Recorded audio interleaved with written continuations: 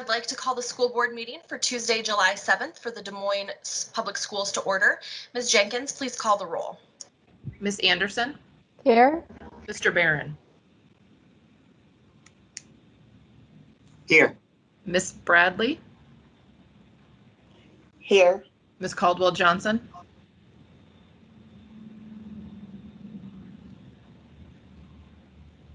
Ms. Caldwell Johnson? Mr. Cody? Here. Ms. Della Gardell? Here. Ms. Sawyer? Here. I first want to welcome all members of our community to our board meeting.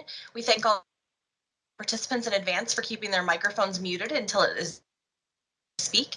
If you're interested in speaking to an agenda item and you've not already signed up, please let us know in the chat or contact Erin Jenkins at dmschools.org, and that is Erin, E-R-I-N. The first item of business this evening is the approval of the agenda. May I have a motion and a second to approve the agenda? So moved. Second. Madam Chair. Yeah. Madam Chair, I'm sorry, Yes. I couldn't get unmuted. I would like That's to okay. pull the preschool 28E item. Okay.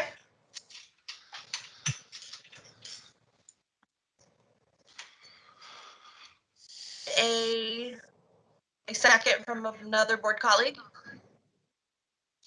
Second.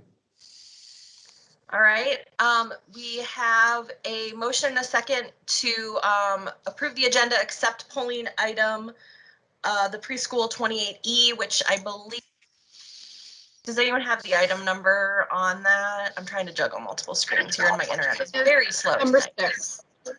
Kirsten, it's number 6. Sorry, say that. Number 6. Is it C6? Correct. Correct. Okay, so we're gonna pull item C6. I have a motion and a second on that.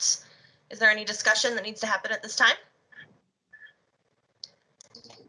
If not, please, Ms. Jenkins, call the roll call vote. Ms. Anderson?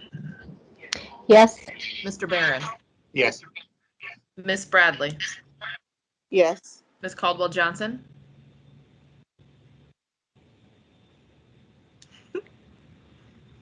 Can you hear me? Yes. Yes. Mr. Cody?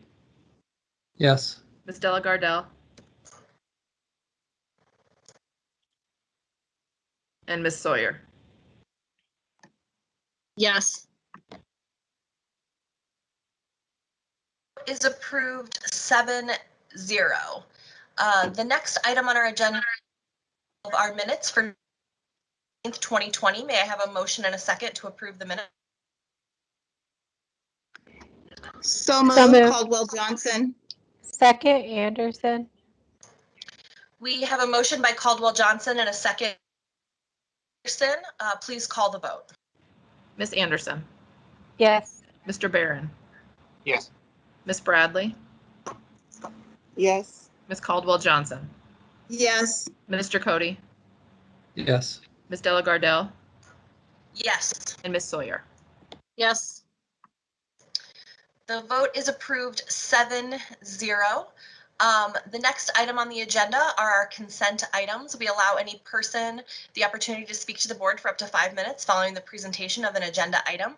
If anyone wishes to speak to an agenda item and you're not yet signed up, please do so by emailing Erin, noting that in the chat.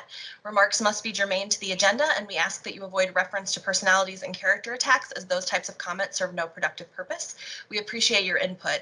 As a reminder to the board and public, the board will not engage in discussion or deliberation with a speaker regarding comments made to agenda items. Discussion and deliberation will remain among board members, with speakers' comments informing said discussion, deliberation, and determinations as deemed necessary.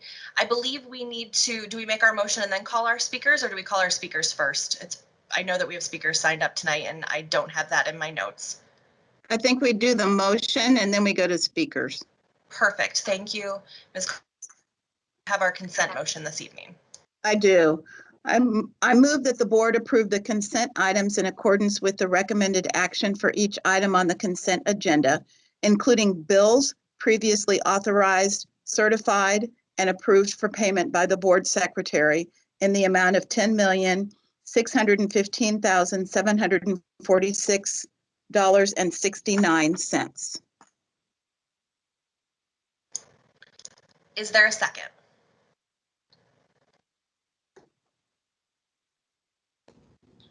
Second, Bradley. Cody. We have a motion by Caldwell Johnson and a second by Cody. So now I believe we can call our, Ms. Jenkins, can you please call our first speaker? Yes, Sarah Mallinger. Hi. I am wanting to talk. We sent a request to open enroll our daughter into Carlisle School District. We have had numerous issues at her school this year with bullying, and steps were taken to prevent it, and it didn't prevent it. It continued to happen. My daughter does not want to go back to school. I do understand that there is the option for virtual this year, and with it being part-time, they may, see each other less and all of that. However, my daughter is an only child. She does need that social interaction. I don't want to do virtual only because she does need that. With all of everything that's been going on, it's been really hard on her, and so I don't want to have to consider that. Especially now we've got care taken care of if we are able to open enroll her because of our neighbors that go to Carlisle. About half of the kids that I know in our area go to Carlisle. It's kind of hit and miss who goes and who doesn't. But especially now with this whole part-time school, virtual, and just having that before and after school care now, especially, that was really big for us. And then as well as I know it was suggested to us to try to open enroll her in district. However, we are a 2-parent working household. It's either the bus that stops by our house or the other care that we have set up. And she actually works for the Carlisle School District. So that would make it easier on us. I cannot take time off work to, drive her, pick her up from school, or take her to another school and then be at my work as well. Especially with the situations that have happened this year. Her teacher was very completely standing as to why we wanted to open enroll her. He did send a recommendation, and I believe it was I submitted it, so I believe that you guys have all had a chance to review it and a chance to review the entire situation, each situation in its entirety. And so we're going to do whatever we can to get our daughter open enrolled. Much for speaking this evening, Ms. Mallinger. Regardless of the outcome of the vote tonight, I'll touch with you this evening or tomorrow, I believe. Touch with folks pretty quickly. Usually when we meet in person, she can chat with you, while we're at the meeting, but I know that she'll be in touch with you relating this either way, regardless of how the vote goes. Okay, you cut out a little bit, so I didn't hear all of it. Eleanor Shirley is going to get in touch with you. Typically meeting, but since we're meeting virtually, I know she'll get in touch with you yet this evening or tomorrow morning. So expect to hear from her. It'll be by email or phone? I don't. Dr. Ahart might know that better. I'm assuming it will be by email. Okay. So Yes, thank you so much for. She'll initiate by email, but if she doesn't hear back within 24 hours, she'll reach out by phone. Okay. So yes, regardless of the vote, she will be following up with you within the next probably 12 hours or 12 to 15 hours from this meeting. And then if you haven't responded to that email, she'll call you. Thank you very much. Ms. Jenkins, could you please call our next speaker? Rosanna Olson.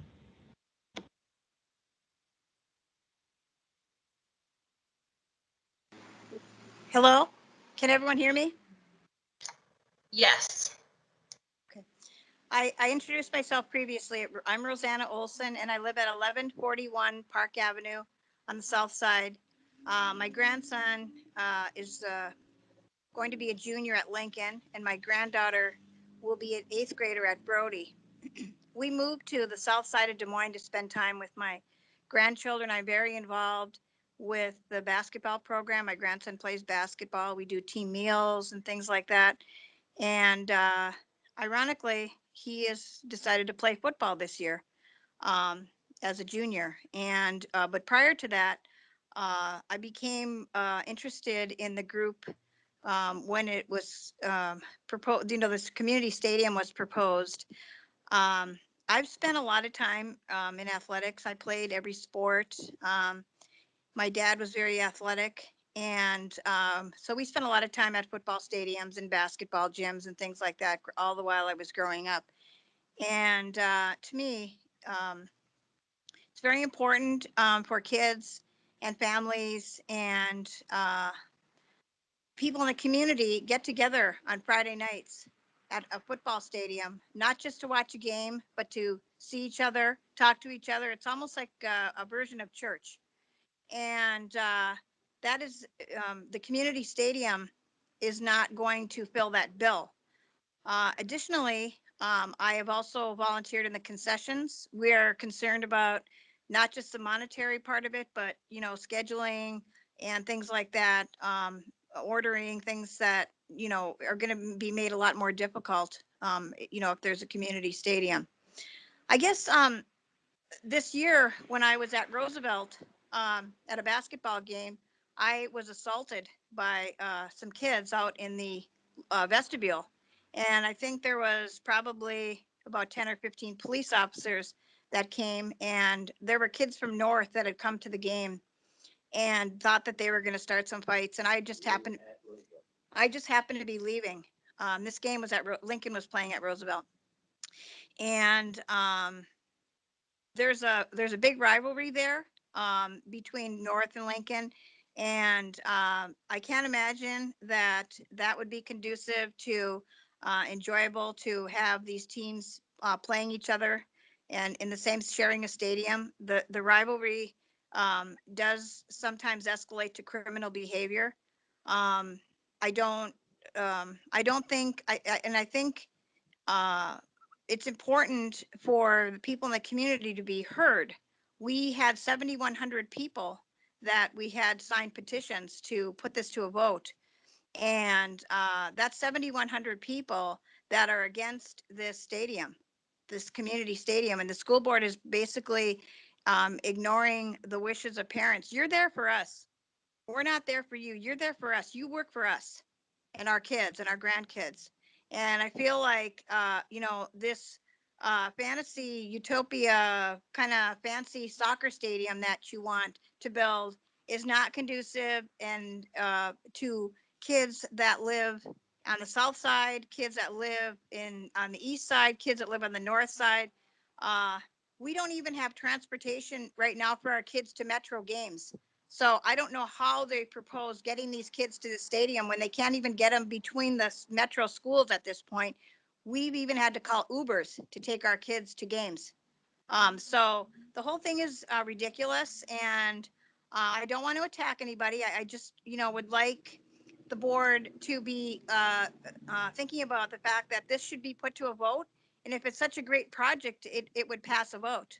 And if not, I guess there's other legal things that we can do as parents and interested people in the community.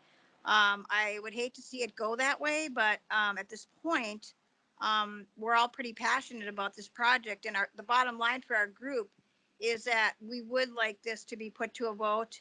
And I'd like to thank Dan Pardock while I'm on here for organizing our group and for organizing the petition drive and things like that. We have parents from all the metro schools that are in this group, and we've all pulled together in spite of our rivalries and, collected those 7,100 signatures during a pandemic, which is pretty amazing. And so I'd like to thank the board members and Dr. Ahart in advance for your consideration, and thank you. Thank you for speaking tonight, Ms. Olson. Ms. Jenkins, can you please call our next speaker? Connie Christie. Good evening. As a few of you know, I know quite a few of you. I'm a retiree of the Des Moines Public Schools. The previous speaker already said some of the things that I wanted to say about the concern on the Drake Stadium. My concern, especially with the last school that I worked at, is that children are not going to be able to find ways to get there. And they're going to lose that special time that all the other kids have gotten to have at their home schools. She's really said everything I wanted to say, so I hate to go over what she's saying again, but I really wish that would have been taken into consideration because I feel like we're failing our students. I don't feel that the students were really taken into consideration when it comes to this. I may be wrong. I haven't been in on all the meetings, but I just wanted to call tonight and show my concern. I appreciate you listening. Thank you. Thank you for sharing your comments tonight, Ms. Christie. Ms. Jenkins, if you'd please call our next speaker. Dan Pardock. Good evening, everyone. This is Dan Pardock. I live at 4118 Lower Beaver Road in Des Moines. I'm going to keep my video off in the hopes that we can save some bandwidth and you'll be able to hear me a little bit better. I'd like to share with you a quote from Ms. Caldwell-Johnson, if that's okay, from the July 2nd board deliberation meeting. I feel it's relevant and hope that you'll keep in mind her words as you make decisions regarding the proposed stadium.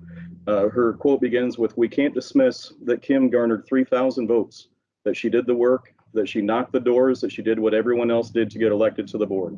If I have one more tier to really bring some discernment to my decision making, it's what the voters said in the last election, and I sort of feel obligated by that," end quote.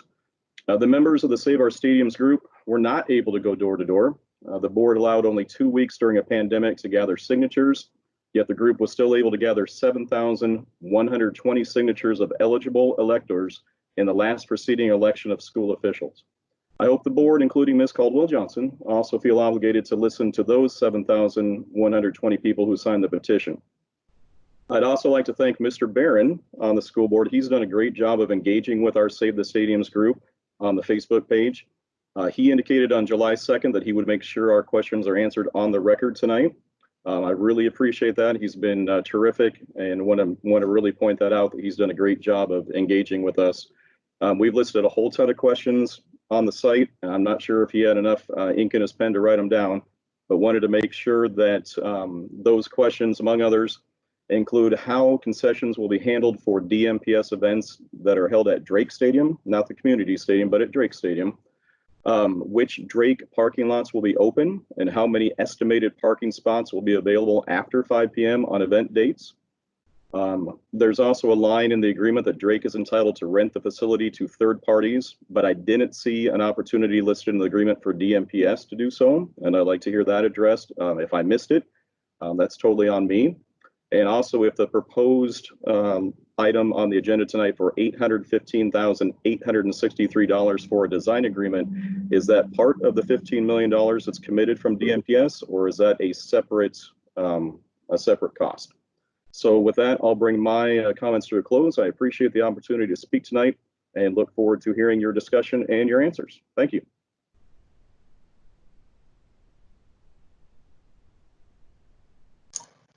I was finalizing a note there and couldn't get to my unmute button.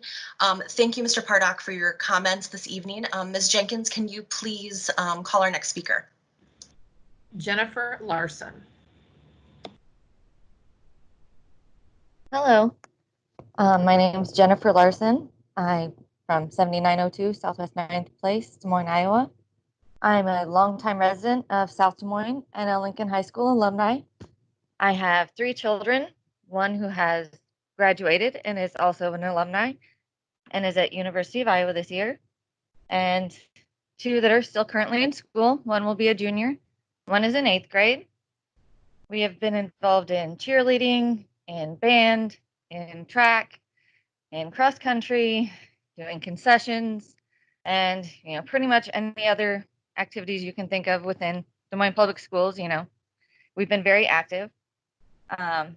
I just wanted to say tonight, pretty much echo everything Dan has said, and just say from my perspective, I have been the team mom for several activities. There have been several times where I have had to provide transportation for entire teams and squads of, cheerleaders, band members, color guard, track, cross country, the, other sports that go along with football and our stadiums that we would like to save our stadiums for. I would like to ask the school board to please, put this to a vote and let our public voices be heard. Not only did we collect these petition signatures during a pandemic, but also during curfews, due to protesting and other, factors, and having a very short time period to do so. Very few times, especially right now in this climate, do we get so many people from so many different schools and so many different backgrounds to come together on one issue and ask for their voices to be heard collectively. I think that's an amazing, wonderful thing. I don't think we should let that go to waste. We had so many signatures and so many voices asking to be heard on one thing, saying, we don't find this an appropriate use of our infrastructure funds for our SAVE funds that, we voted to allow to be taken out of our taxes to put forward for infrastructure for our schools, for overcrowding in classrooms, for the things that, are important to our schools and our communities and our children. And our stadiums are a big part of that. Moving our varsity home games further away from our students not only erodes our school culture and community. Our pep rallies go right, from after school to over to the football games, having the kids, with their homecoming games on the fields and the community morale that builds. Giving the kids something productive and worthwhile to do after school. It's not only transportation, which, how would we get our cheerleaders, our color guard, our band members, all of those to and from the games and the fields? But, how are we going to schedule all that around the kids that on this side of town, on the south side? Many of these kids have to have part-time jobs to help out with the families or to buy their things for school. We have, great majority of low-income students. How are we going to move these games further away and still call it equitable and, maintain the ability for them to participate without taking away sports from our students? We not only that, with the scheduling for schools, we're taking it from just mainly Friday nights for varsity games to possibly Thursday, Friday, and Saturdays, giving them, less availability for their jobs. If, we don't get a vote tonight to, put it to a vote, I would please ask that you at least, delay a vote to address these concerns and how we're going to address these issues and,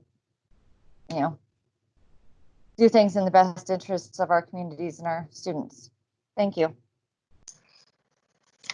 Thank you for your comments, Ms. Larson. Ms. Jenkins, can you please call our next speaker? Winnie Logan.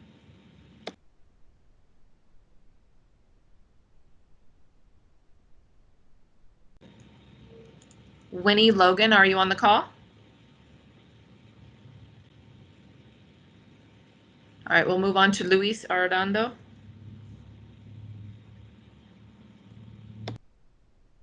Good afternoon, everybody. Thank you for having me. I have a couple of points. First of all, I live in 1136 22nd Street, just 3 blocks from this proposed stadium in Drake. And my children are enrolled in District 2. And part of what I do is I work with students, and I personally know a lot of the coaches and staff. First of all, I want to thank everybody that came, especially the board and Dr. Ahart for all your efforts. I know as a parent of children, it's hard to make more time for important things like this, and I serve the courts, and it's really time. So thank you. I have 7 points. I'll go as fast as I can. I also want to say that I share the same feeling. I'm sorry. We're having a really difficult time hearing you, Mr. Arredondo. Yeah. If maybe you could get your Okay. microphone a little bit closer. We're not Okay. really making out what you're saying. All right. I turned off my video, so hopefully that helps. Can you guys Yep. hear me better? Sorry about that. Thank you. Okay, that's fine. I just put it closer to my mouth. So I just want to say that well, everything that I said is just where I live. I live 3 blocks from Drake, and I share the same feelings in you that we want the best for our children. I think it's great that we want to be the model for urban education, and I think we're in the right path. And here are my 7 points. First, my experience uh, from dealing with this in the last 5, 7 months, 8 months is that from the coaches and students that I've spoken to, there seems to be a lack of listening to the students and the coaches, and of course the community. But those are my first point. Secondly, is that in the community we have a shortage of fields, so a lot of the kids have to go to West Des Moines, Clive. Adults have to go to Altoona to play soccer. So we have a big shortage of fields, and this is not going to solve the school problem or the community problem. And we have a big potential with this amount of money to do something about that. Third, our stadiums and practice fields are not in good conditions. I helped out with the North High School boys soccer last spring, and we had a lot of injuries. I actually helped a couple of kids to make sure that they were seen by doctors, and it seemed like every week we had an injury. So for me, it seems like we're doing something like a patching, not doing the right thing for an issue that it's much bigger. And I know you have $15 million in somehow that came up to do those things, but I think we're doing this backwards. I think we should first take care of the biggest needs and then do something like the stadium, which I love. I'm sure it'd be great for the community that I live in, but I want to see our kids actually be able to compete with the suburb with the competition, and that's not gonna happen if they only see the stadium twice a year. For that amount of money, I think it would be wise for us to have better fields where they can have everyday access to quality practice fields, because that's actually what's going to make them be better. Not going into a beautiful stadium twice a year, but it's the everyday that's going to make them better. Um, so let's see, traveling to games. I think people already mentioned that it's. Well, I lived in different cities. Chicago. I lived in Sao Paulo. It's a big community. Obviously, they're different. There's different dynamics. Bigger cities, but I also lived in relatively similar cities in here. What I've realized is, and I was looking for a city, but I couldn't find one. I'm sure there's one out there. But for for the poor community, uh, the poorer you are, the more difficult it is for you to travel, even if it's around your own city. For us, that we may be in a middle class or higher class in our city, it doesn't matter to us. It's not a big deal to go across town. We have cars, we have transportation, we have jobs that allow us to do that. But I want you guys to consider those who are not in our shoes, immigrants, refugees. A lot of our population. If you look at the median income, that's just going to tell you that some of these families we can make a bigger reason why they don't show up in stadiums to the games. Let's see, what point am I? Cost of stadiums. Okay, I've been talking to Mr. Barron, to Mr. Good. I've had a lot of good conversations. Thank you so much. But it seems like they're still missing the actual bids. So Mr. Good said he has bids. He doesn't want to show anybody. I don't know if he actually, Mr. Barron told me he didn't see them. So if the board is not seeing these bids, I'm sure, I don't know Mr. Good, but I'm sure he's a trusted person, and I would and I think it was good. But if you guys want to get the support of the community, I think it would be wise to share those kind of bits, even if they're unofficial, or give us an examples of any other place in the country. I'm sure you can pull up one stadium in the country and just say, hey, this is currently what they had. They had to turn the football stadium to a soccer field, and I'm sure there's stadiums out there. It's just a matter of finding them. And as to can't phantom in my small understanding of mine. How can Johnson have a $8 million stadium, even if you don't count the bathrooms or the locker rooms, and have one of the best in the state? And we need $50 Luis, million. that's 5 minutes. I just Okay. wanted to let Yeah, you thank know. you very much. Thank you. I recognize that 5 million donation is the biggest one from Drake. But if our kids are not using it, 90% Drake students are using it, it doesn't matter. In our meetings, a lot of the board members didn't go, and I would love for you guys to have listened, especially the one student that spoke up from Roosevelt Girls Soccer, and she was against it. So thank you so much. I think my family, I know my family signed this, and this, if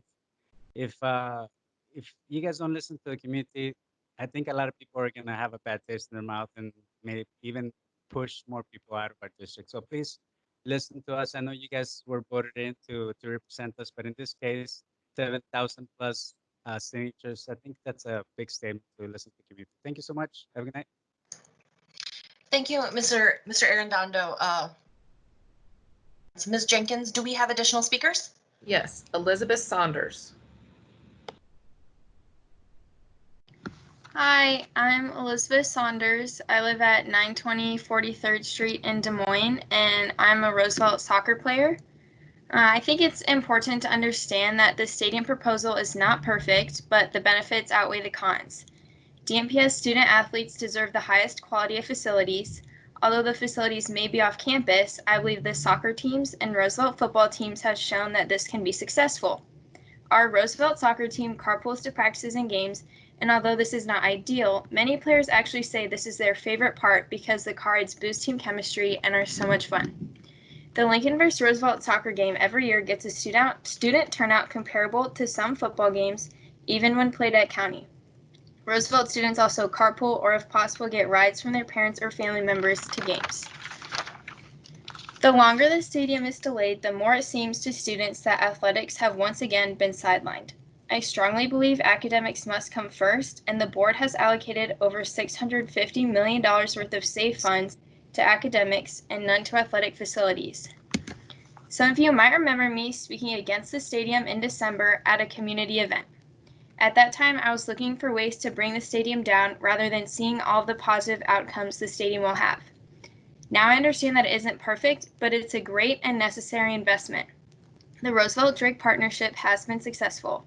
Our athletes will have the opportunity to compete at the next level and in turn will feel a greater sense of purpose that benefits the entire community. I do think that practice facilities should be prioritized. However, it has been demonstrated on so many occasions that this is just not economically feasible. And because of that, I think the stadium should have more support and is a great idea. We deserve to be able to compete with any suburban team and have a stadium we can call home. Shared facilities are not ideal, but they make the most sense in this situation. I ask that the board members and everyone on this call think about all of the positive potential the stadium has. Take this opportunity to show students and student athletes that they matter. Thank you. Thank you, Ms. Saunders, and I especially appreciate your openness about how your process and your has evolved, and I hope you're having a great summer. Ms. Jenkins, would you please call our next speaker? Doyle Carr.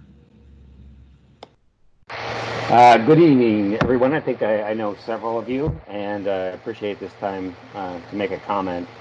As I'm at 4311 Allison Avenue here in Des Moines. My two children went to Greenwood, Merrill Roosevelt. I'm a supporter of public Mr. schools. Carr, I'm sorry, you're cutting out quite a bit, and we're getting a little bit of feedback.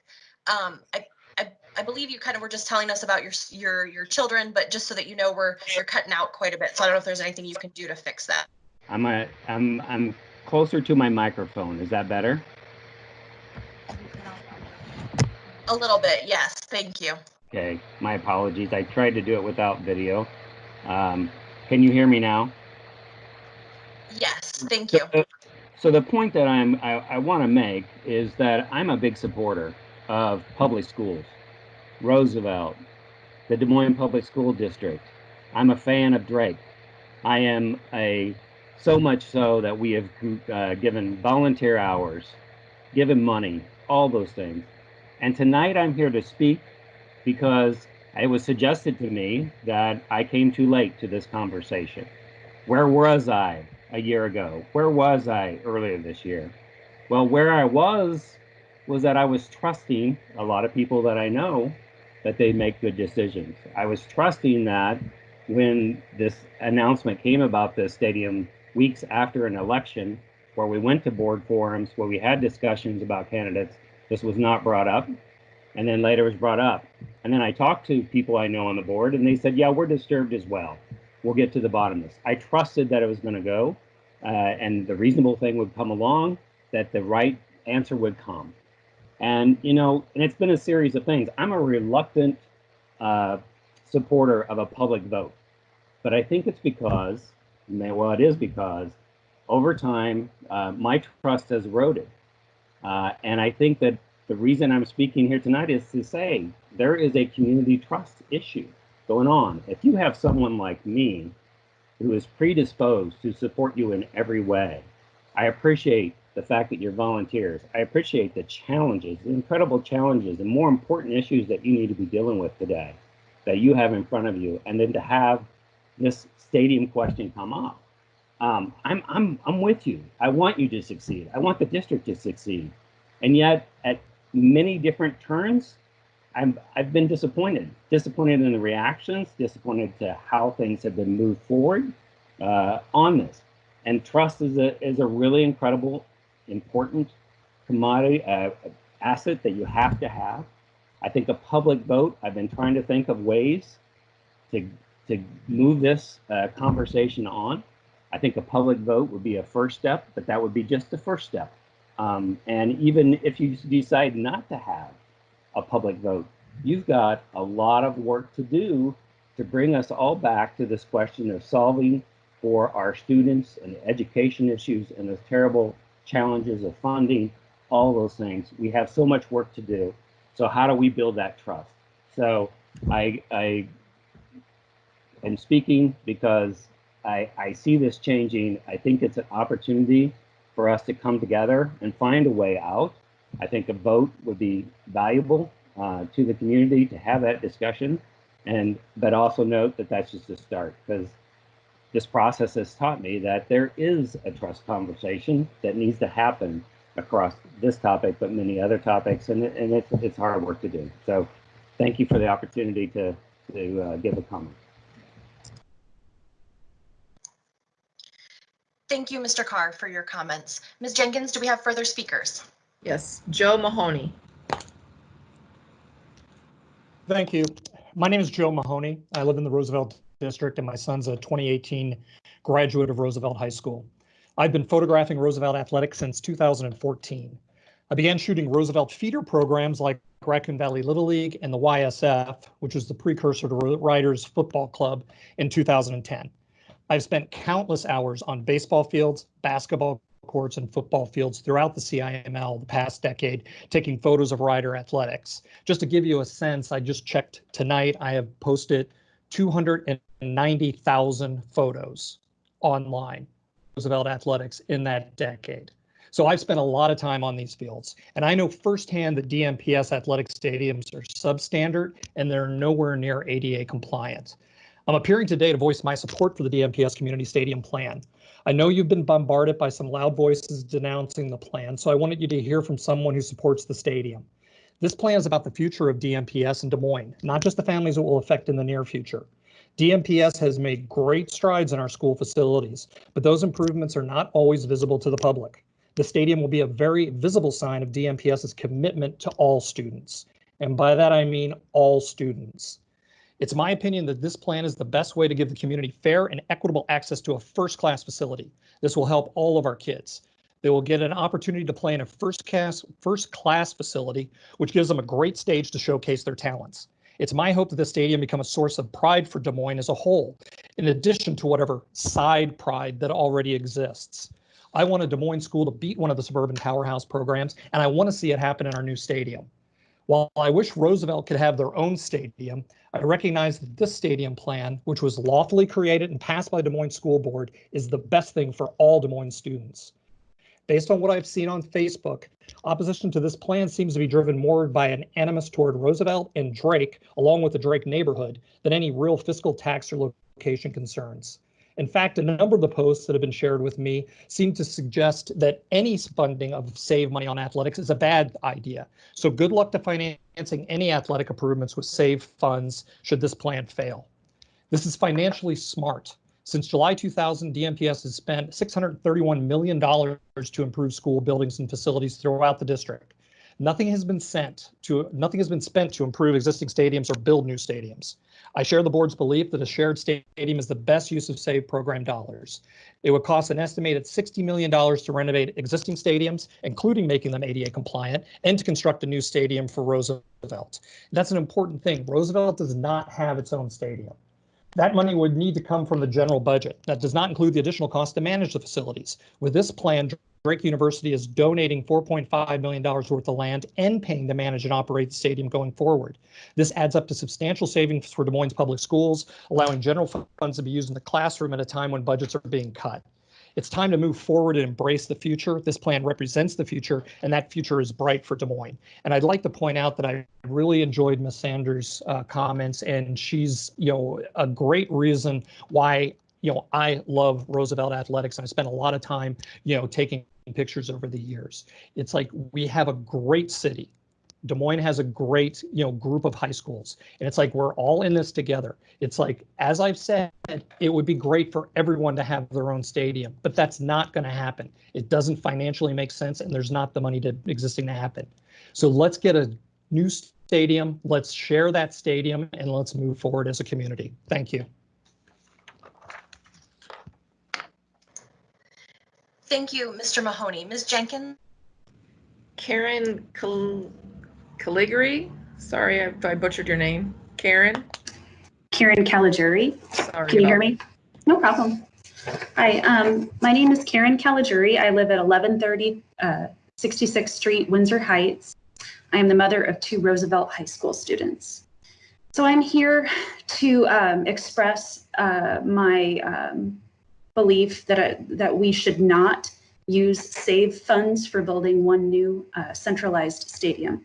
And I have 3 major reasons why. The first reason is accessibility. Students and families in remote parts of the district will have a larger distance to travel to participate in sporting events at the new stadium, increasing the amount of money or time needed to spend on travel to these events. You can say that students can ride DART for free, sure, but free services end at 4:30 p.m. So that if that is your argument, how do you plan to address that? Next, how do free DART rides for students benefit parents and grandparents who may want to support their children in sporting events? The closing of local stadiums places an undue burden on low mobility parents and grandparents in our district. I'd like to refer you to the Des Moines Public Schools Equity Analysis Framework, which can be found on the Des Moines Public Schools website. That framework begins with 2 questions. One question, who benefits or is advantaged by this system? And the second question is, who is disadvantaged? When I was thinking through the answers to those first 2 questions in that framework, to me, it seemed as if the advantages to this plan are really unclear. I mean, maybe you can say that Roosevelt families can benefit because of the proximity to our homes. But hey, Roosevelt students already play at Drake. So therefore, how is that going to advantage us? However, it's very clear, who will be disadvantaged. And that's the families from the east, the south, and the north sides.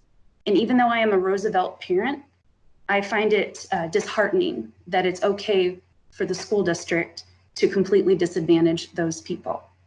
So for the majority of this district, this plan provides more disadvantages than advantages, thus violating the equity framework that the school tries to abide by. My second main reason is the expression of our priorities. If you have a surplus from the SAVE fund, and I know that we do, why not spend it on infrastructure projects that will result in facilities that give our children marketable skills, skills that will benefit them in the future when they choose to find jobs and become citizens of our community. I can give you as an example the marine biology program, which I think is one of the greatest investments you guys have ever made, and it is entirely changed the life of my son, who thinks that he may very well be interested in marine biology as a career. So why not, if we have this extra money, why not partner with Drake to build more labs, more science labs, more facilities where high school students can gain STEM-related hands-on experiences that, again, will benefit them in the job market. That is our goal as a community. And if not STEM-related, although I think that would be a good idea, why not work on other types of facilities for other types of programs, like culinary arts or community agriculture programs? There are all kinds of really cool things that we could do that would provide more equity in our district and could still be utilized by the SAVE funds that we have available. I know that you guys have said that $631 million has already been spent to improve schools and facilities, but I will already tell you that as a Roosevelt parent and based on my observations, there is still a lot of room for improvement. And I spoke to my boys prior to this meeting about what they thought. And the first thing that they brought up is some problems that exist at Roosevelt. Like, for example, the air conditioning system apparently went out this year. I didn't even know that. But there are some teachers you could address or you could talk to in the Roosevelt district who apparently had specific problems in their classrooms. And you can imagine how that affects students' ability to learn. And then my other son brought up cockroaches, which, oh yeah, I personally had noticed when I volunteered for the Roosevelt Theater Department that the area where all our props are stored is completely filled with evidence of mice damage. So until every single school in our district is cockroach free, perhaps we can wait for a new stadium. I don't know, just an idea. Or, another idea is that you could use the SAVE fund for some good old fashioned property tax relief, which kind of brings me to my final point, which is timing. This is You're a time. at 5 minutes. Thanks. Okay, no problem. Thanks for your time.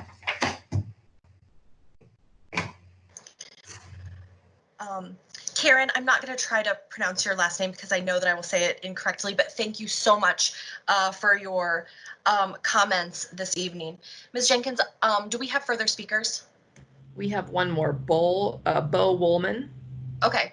Before Mr. Bowman speaks, I do want to remind our speakers that what the board is actually voting on tonight is a contract agreement regarding we have already voted to approve SAVE funds. So discussing the expenditure or saving funds is not actually what we're voting on tonight. I just wanted to make that clear to everyone who was listening, just in case there was some confusion around that. Ms. Jenkins, can you please call our next speaker? Bo Woolman. Hello. My name is Bill Woolman. I am a Lincoln High School alumni. I'm currently 30, and I'm also a double alumni from Drake University, undergrad, law, politics, and society major, and I am a alumni of the law school as well. I have been a practicing attorney in Des Moines for 4 years. I have always wanted to reinvest in my community as a Southsider in Des Moines. This stadium does nothing, in my opinion, to further the goals of community enrichment, and in fact does take away from the cultures that our communities have. As a Southsider, and the reason I stayed in Des Moines, part of the reasons I want to get back to my community, but the other one is maybe I want to go see my kid, play football at Lincoln. Maybe I want to go get a slice of pizza at Paisano's before and support a local business. Now, it's going to take a lot more effort to do that if I have to also drive over to the Drake neighborhood. Additionally, right now I'm currently an East Sider. I'm at 1527 DeWolf Street on the East Side. So I'm 30. I've been in this city my entire life. I know I have a good feel for it, and I have the credentials in academic studies to show that to support my opinions. who benefits? I think Drake benefits, really. I don't see, there's a lot more, this accessibility issue is prevalent. I've been on the public defenders list, and I know I've dealt with the poorest and most unfortunate be positioned in this city.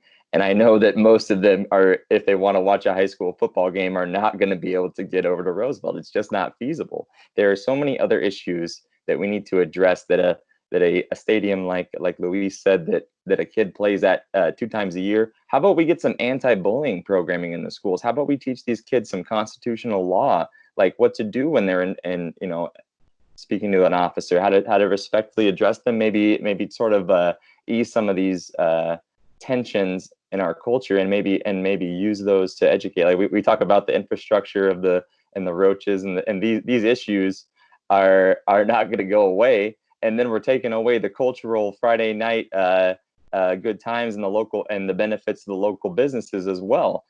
We need to address these issues and educate our kids and make sure that they're taken care of at the ground level before sports even really gets involved. Now,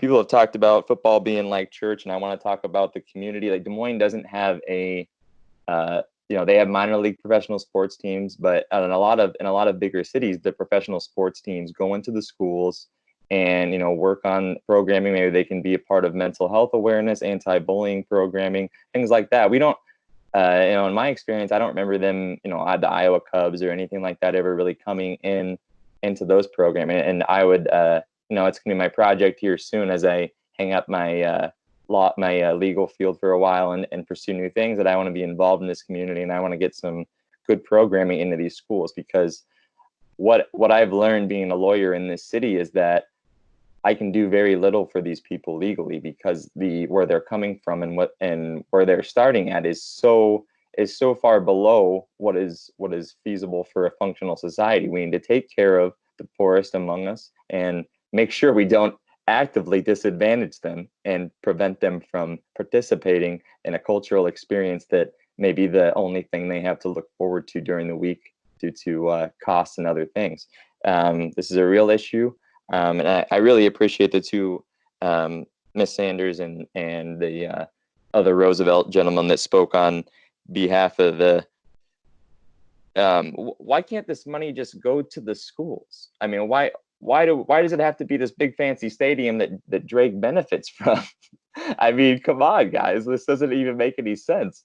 Like this is something that, and the thing I want to work on going forward, and the anti-bullying angle I think that gaming or sport can be a way to unite people and erase some of these tensions that our society holds. And I've got some programming things, and I want to get more involved in this in the future that I have coming up as I'm hashing it out.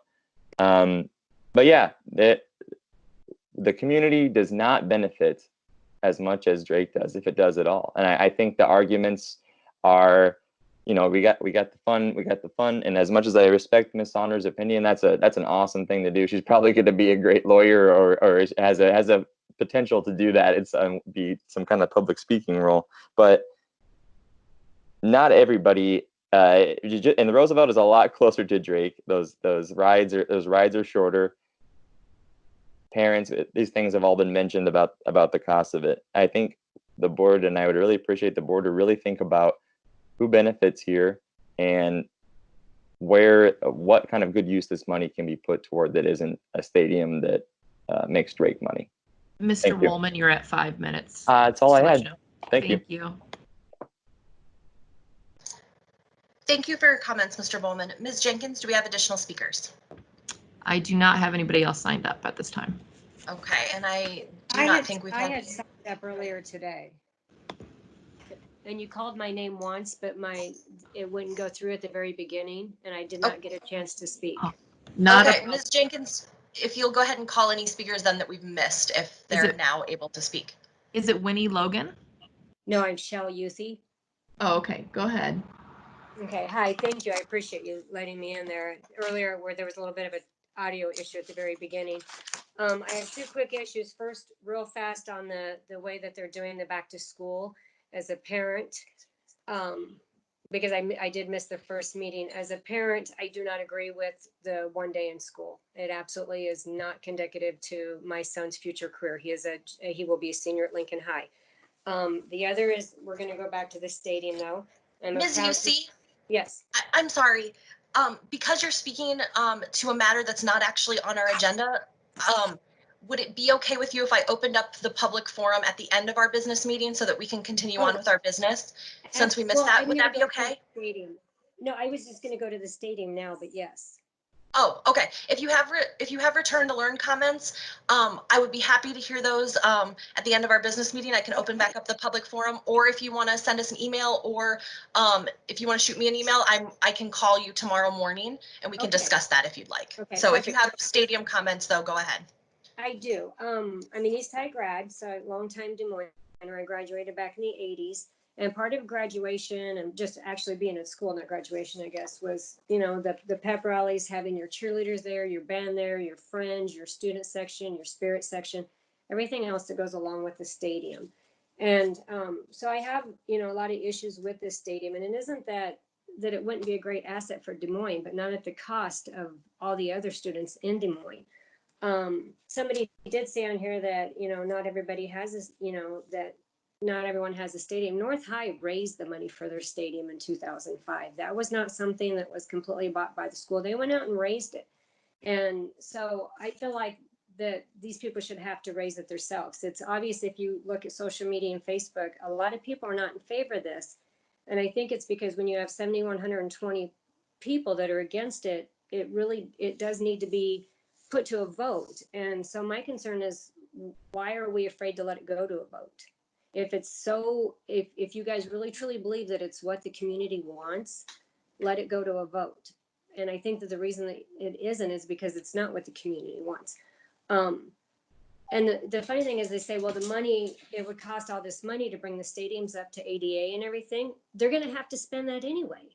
If a stadium is not compliant, the city is going to have to pay to fix the stadium, and we're going to have track there. We're going to have ninth grade football, and we're going to have other things there. So that money's going to have to be spent anyway. And if they build the stadium, a lot of the questions go back to, what is the security? Obviously the transportation, like everybody said, but is it going to lower property taxes or anything? Because we pay a lot of property taxes living in Southern Hills for Lincoln Stadium. We want Lincoln Stadium to be nice. Not that I don't want all the stadiums to be nice. And then if it does go through and they talk about the revenue from private renting, what's that revenue split? How much of that revenue is going back into the schools? And so if they want this soccer field, that's wonderful. Last thing that the high schoolers need is some state-of-the-art fancy stadium that would make NFL players proud. We need a nice, clean, functional places for these kids to play football, to run track, and do the other things that these stadiums are meant to do. And the last thing we need to do is turn it into a business decision as far as what can make money for certain people in Des Moines. And so I don't believe that it's something that should go through unless there is an actual vote on it. Thank you. Thank you for your comments, Ms. Do we have any further speakers to call, Ms. Jenkins? I do not have any more, no. Okay, was there one more for this section who did not end up speaking, or no? I think I lost track. Correct, yes, Winnie Logan, but I did not see her on the call. Okay, all right. Thank you. I believe have a, do we have a, I think we have a motion second on our consent, Ms. Caldwell Johnson with the motion, and I believe it was with the second. I will open this up now for board discussion or questions. Mr. Barron, I know, would you like to lead us off?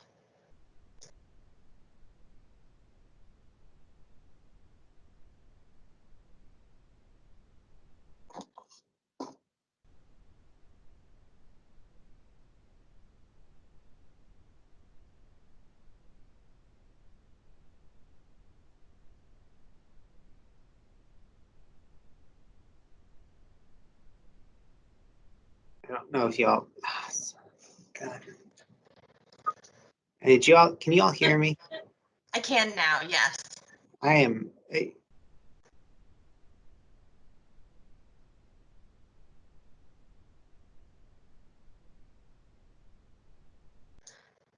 think you may be frozen though now. Yeah, I think he's frozen.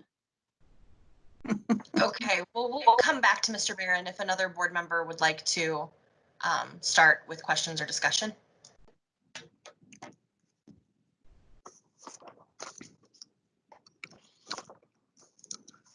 Madam Chair, this is Terry Caldwell Johnson. And I do have a couple of questions, and I'm going to apologize in advance for not having shared these with Tom or the board prior to the meeting. Just timing got away from me, and no excuses, but I would nonetheless like to have the opportunity to just pose a couple of quick questions that I had about the 28E, and then I do have a comment that I would like to share just around the board's process and the next steps that we intend to take following any action that we take tonight relative to athletic facilities in the district. So, Tom, I do have just a couple of quick questions, and I think some of these were ones that were shared when we had a previous work session, and I just want to make sure that my understanding is correct. And I'm going to, let's see, page 6 of the agreement, and item D, rental of the community stadium to third parties. And my first question was, it says any revenues generated from third-party rentals will be retained by Drake in a separate account for maintenance expense. I couldn't see a corresponding reference there, or maybe there is one and I just missed it. But does that clause pertain then also to revenues that are generated from concessions? Or is that picked up someplace else? I just don't recall seeing that. No, and that's a great question, Terry. So the rental of the community stadium to third parties, we think, is going to be extremely limited because most of the events that will be hosted there will either be hosted by Drake or hosted by DMPS. So, for instance, if DMPS wanted to host a marching band competition, we're the host, so we don't pay any rent. We're the host, so we have all the concessions, we have all the gate, etc. If Drake is the host for a college soccer tournament, for instance, they would be the host. And working through draft schedules, we just don't see that there's a whole lot of opportunity for third-party rental, since we will have a right to schedule the facility when we need it for either an event that that our athletes and musicians are using it for, or for something that we're hosting. If we host it, we don't pay a rental fee, but we're the host party, and so we would capture the gate, we would capture the revenue from concessions, etc. Okay. Okay, so that then takes me to the next part of my question, which is in also that same clause of the agreement. And it speaks to the funds being retained by Drake in a separate account for maintenance expense under Section 8A and 8B of the agreement. And I know that at one point we did have some discussion about the possibility or likelihood that any event that DMPS might host, a band competition or state soccer or whatever it might be, likely would not generate the same kind of revenue an NCAA event or something of that caliber might generate for Drake. And so my question with regard to the funds being set aside in a separate account for maintenance expense, will there be an opportunity for the district to have some sort of full accounting and reconciliation annually of those funds, just so that we can make sure that any revenue that's generated, likely from what could be a fairly large event, is definitely put into that maintenance account so that we have a surety that we are able to comply with this provision of the 28E. Yes, there is. If you look at page 3, which is a continuation, obviously, of page 2, under item 2, administration, subsection B, operational steering committee, that would be taken care of in that section of the contract. Okay, so that subcommittee would be responsible then for doing the annual financial reconciliation? Yeah. Okay, all right. I do think that we have to be really careful. I love the fact that we have the opportunity to generate revenue from our events, but I think that any event that we may host would pale in comparison likely to any event that Drake might host. So I think that we have to be very conscious about how we're accounting for any revenue that's generated in that regard. Certainly. I do have just 2 more quick questions. They're all literally on the same page, but these are the ones that, for me, just sort of continued to stick out based on our previous review. In section E, it speaks to district use of Drake parking, and I know that there's been a lot of discussion about parking and how we accommodate the numbers of high school fans and others that may be attending. And I know that there's a reference in here as well, to the extent that Drake were to construct a garage, there would be some negotiated discount rates for DMPS events that may be occurring. But in the very last sentence of this clause, it says, in the event of parking conflicts due to competing events, Drake and the district shall collaborate on a mutually agreeable solution. Have you guys talked through what that might be, what it might look like? I just want to get a sense of what options would be available if there are multiple events and that does indeed create a parking challenge. No, that's a great question. We have talked about that. And sorry, I'm getting a lot of feedback here, so I'm not sure what people are hearing. The first principle is at the beginning of the year, of a fiscal year, which would be started, July through June, we have a pretty clear idea of what standard events will be held. So if, for instance, Drake had an event that came up at the same time that DMPS already had an event, we would take priority. Likewise, if Drake had an event and we decided to try to schedule something after the fact, when Drake already had scheduled, then they would sort of have the upper hand in that regard.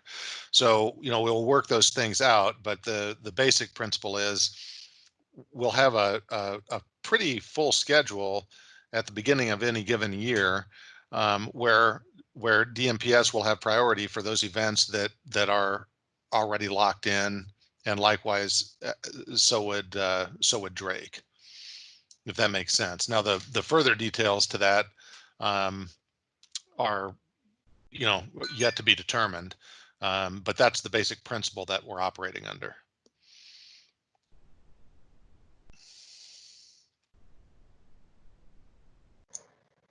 Tom, I want to circle back on the potential of a parking garage, because there's some conversation in the chat that I just hit this very hard there.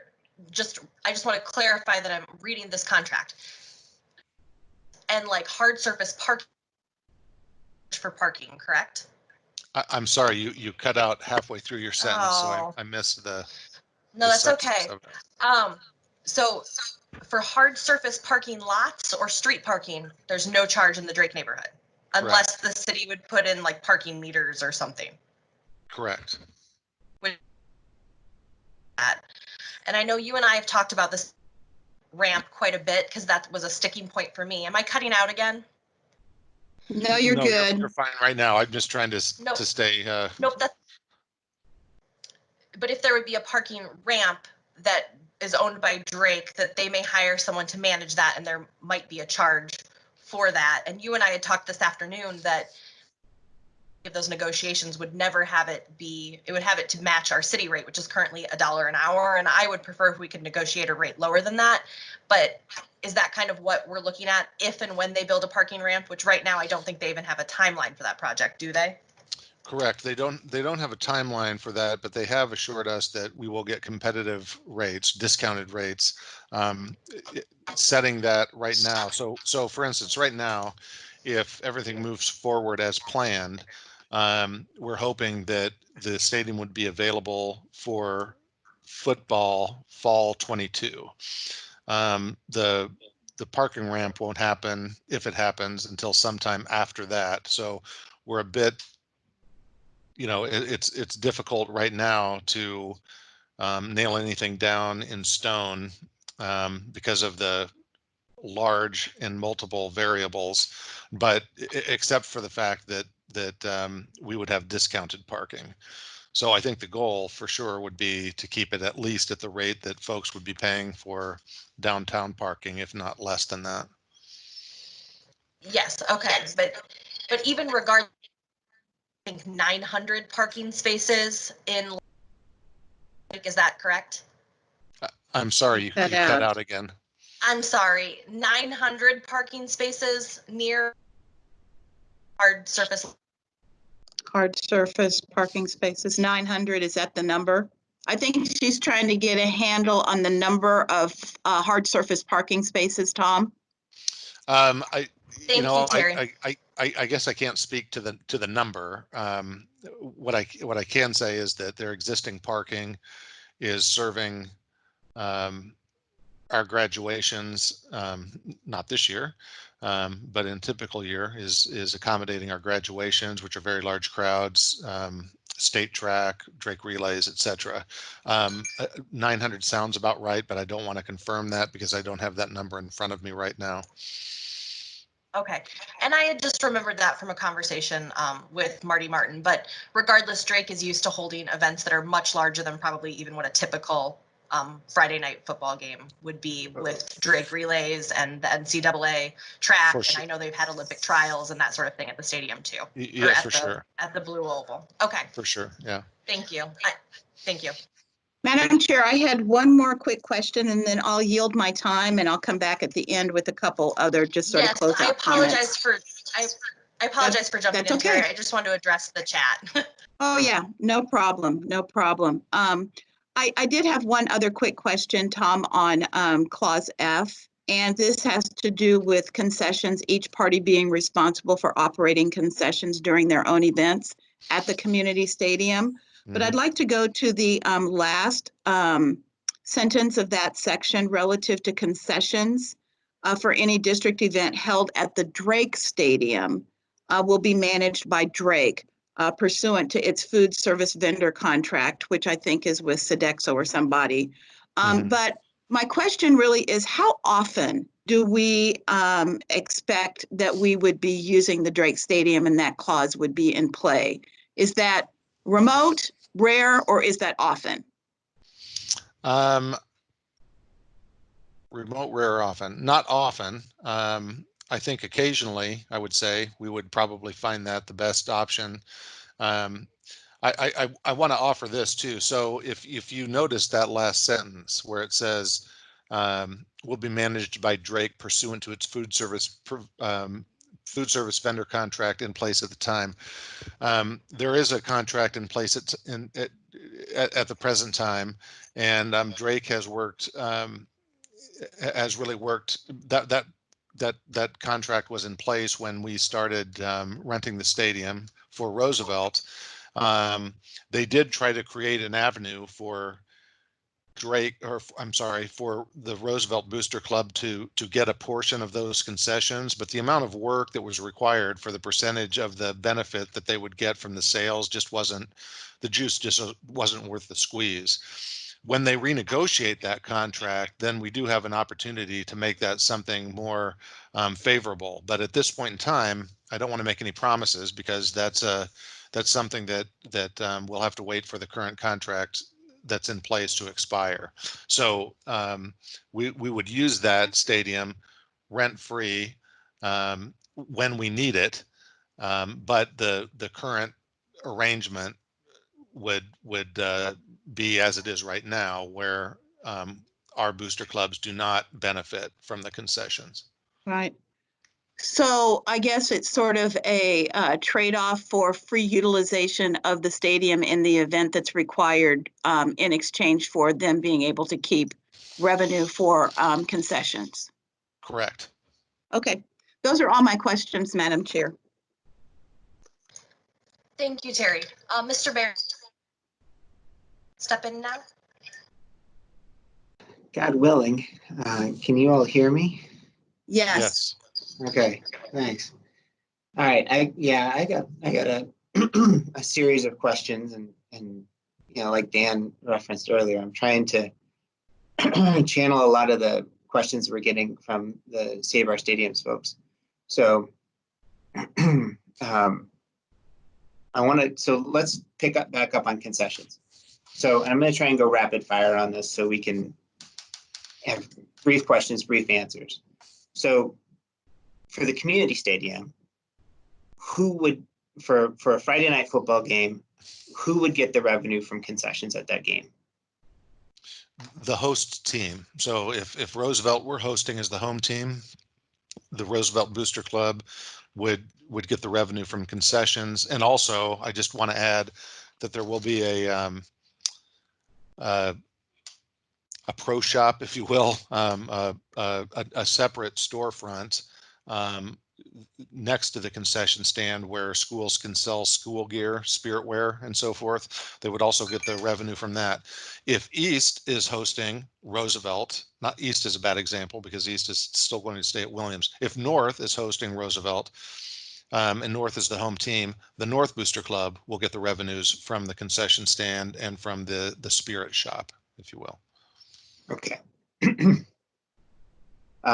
At the Drake Stadium, so the Blue Oval Stadium, concessions are run by Drake University per their existing agreement. Is that right? Correct. And that's the way it is right now when Roosevelt hosts games? Yes. Okay. So the challenge there is, you know, on the one hand, we save money, the district saves money in not renting Drake Stadium, but the booster clubs that are used to getting the revenue from concessions for the games that would be at Drake Stadium would lose that revenue. Correct. Okay. Yeah.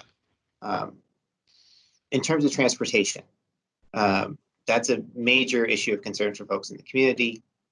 Transportation to and from the community stadium. What could we do? What would we do as a district to facilitate transportation for families that would have difficulty getting to and from the community stadium? Okay, excellent question, and not one that wasn't taken into consideration by us. So I first want to correct that the DART opportunity for students and staff, our contract with DART allows free transportation after school hours and through the weekends for all students and staff. So that's always available.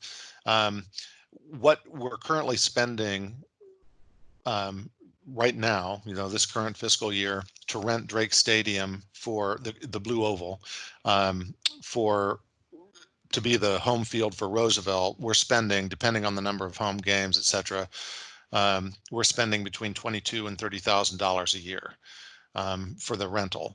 So what we intend to do is to take those dollars, those are general fund dollars, transfer those directly into our activities fund to pay for transportation, to support the transportation of students, fans, et cetera, from our home high schools to the Drake site. We don't know what the demand will be. So that's our initial starting point, and then we would anticipate increasing that amount in accordance with the demand. So what some folks seem to have the impression of is that our students stay at their home high school on Friday nights until the game begins, and then walk across the street or walk across the lawn or the parking lot to the field, and clearly that's not the case. If you look at the where our students reside, there are many students from Hoover and from North that actually live closer to the Drake Stadium than to their existing home stadium. Now, there certainly are students that live further away from the Drake Stadium than they do from their home stadium, and we recognize that as well. But the idea that a stadium that's not on campus is less convenient for all students is not accurate. So we would, as schools all across the country do for away games, we would have pep buses, is what the vernacular was when I was in high school, and have students sign up, and then we would fund, as a district, not the individual high school, we would fund that transportation. Would that be sufficient? At this point in time, it's difficult to tell, but $30,000 would go a very long way to supporting that. If that's not adequate, we would certainly increase that amount. One thing that is easily lost in this conversation, because it gets into school finance talk, is that an investment in this stadium with this agreement allows us to avoid a number of general fund expenses that we otherwise would have for general maintenance and upkeep, sanitation, and so forth. And so directing those dollars as needed to transportation, I don't see as a burden, or I don't see that as something that we can't easily accomplish. Okay, can you talk about the agreement to manage the scheduling of the stadium, and break down for folks who's responsible for that and who those folks would be? Yes, great question. So the basic the starting point for this agreement was really based on an existing agreement that DMPS has had with Grandview University for I'm not sure for how long, but well over a decade. And so there is, I'm trying to find the right page here.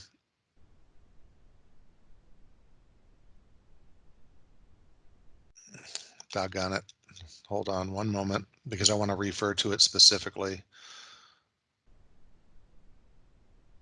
On page 3 of the contract, near the top, Operational Steering Committee.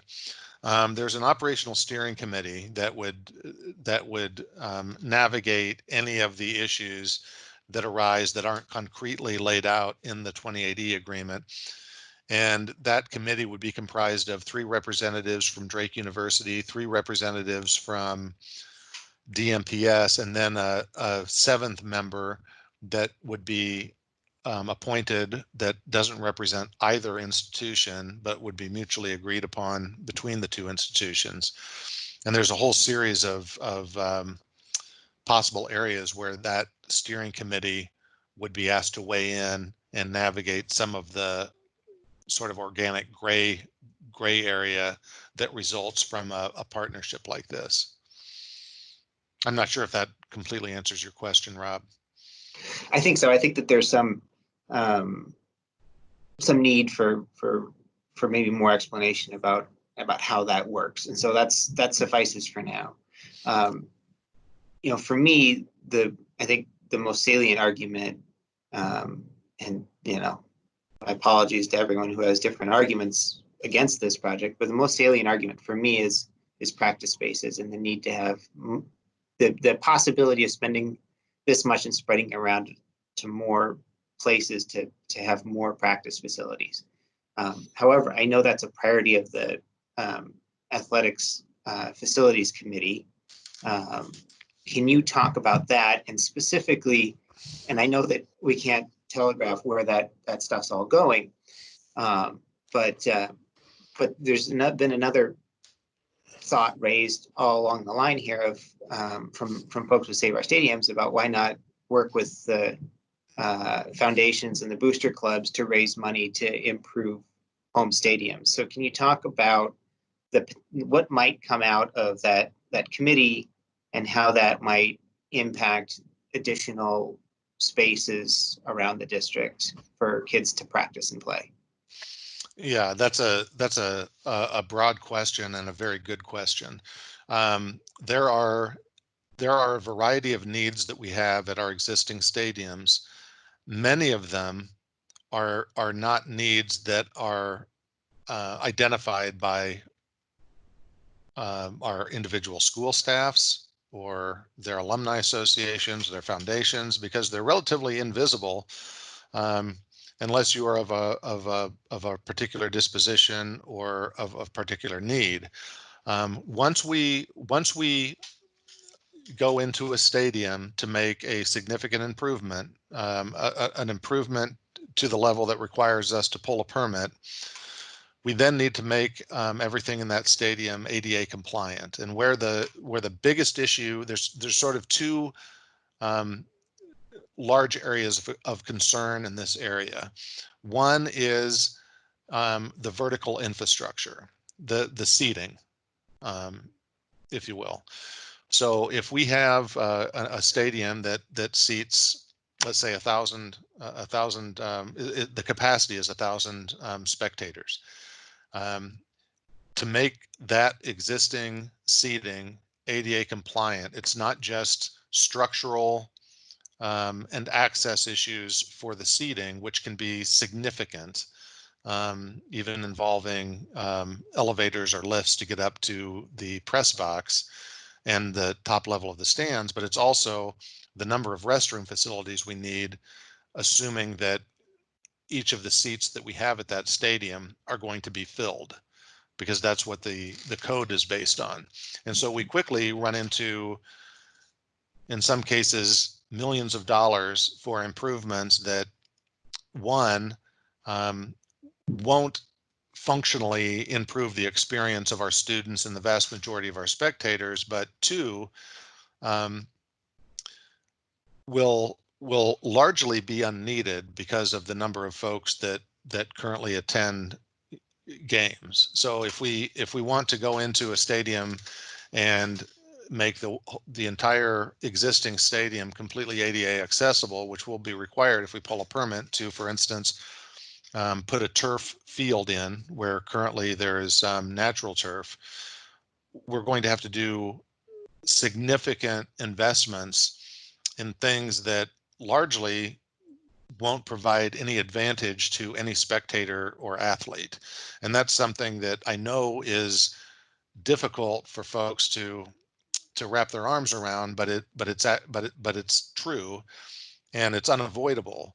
So what I envision in particular, and I think Bill Good is on this call, and Daryl Giersdorf from our facilities team, if they want to weigh in on this to give more expert opinion on this.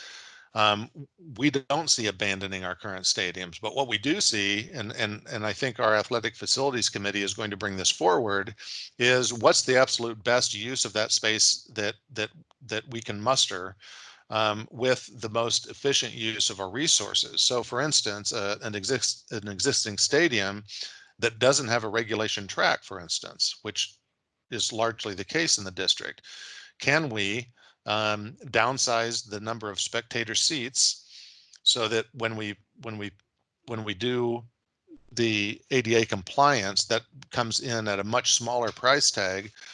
And can we make the track, for instance, a regulation 8-lane track so that the school can host,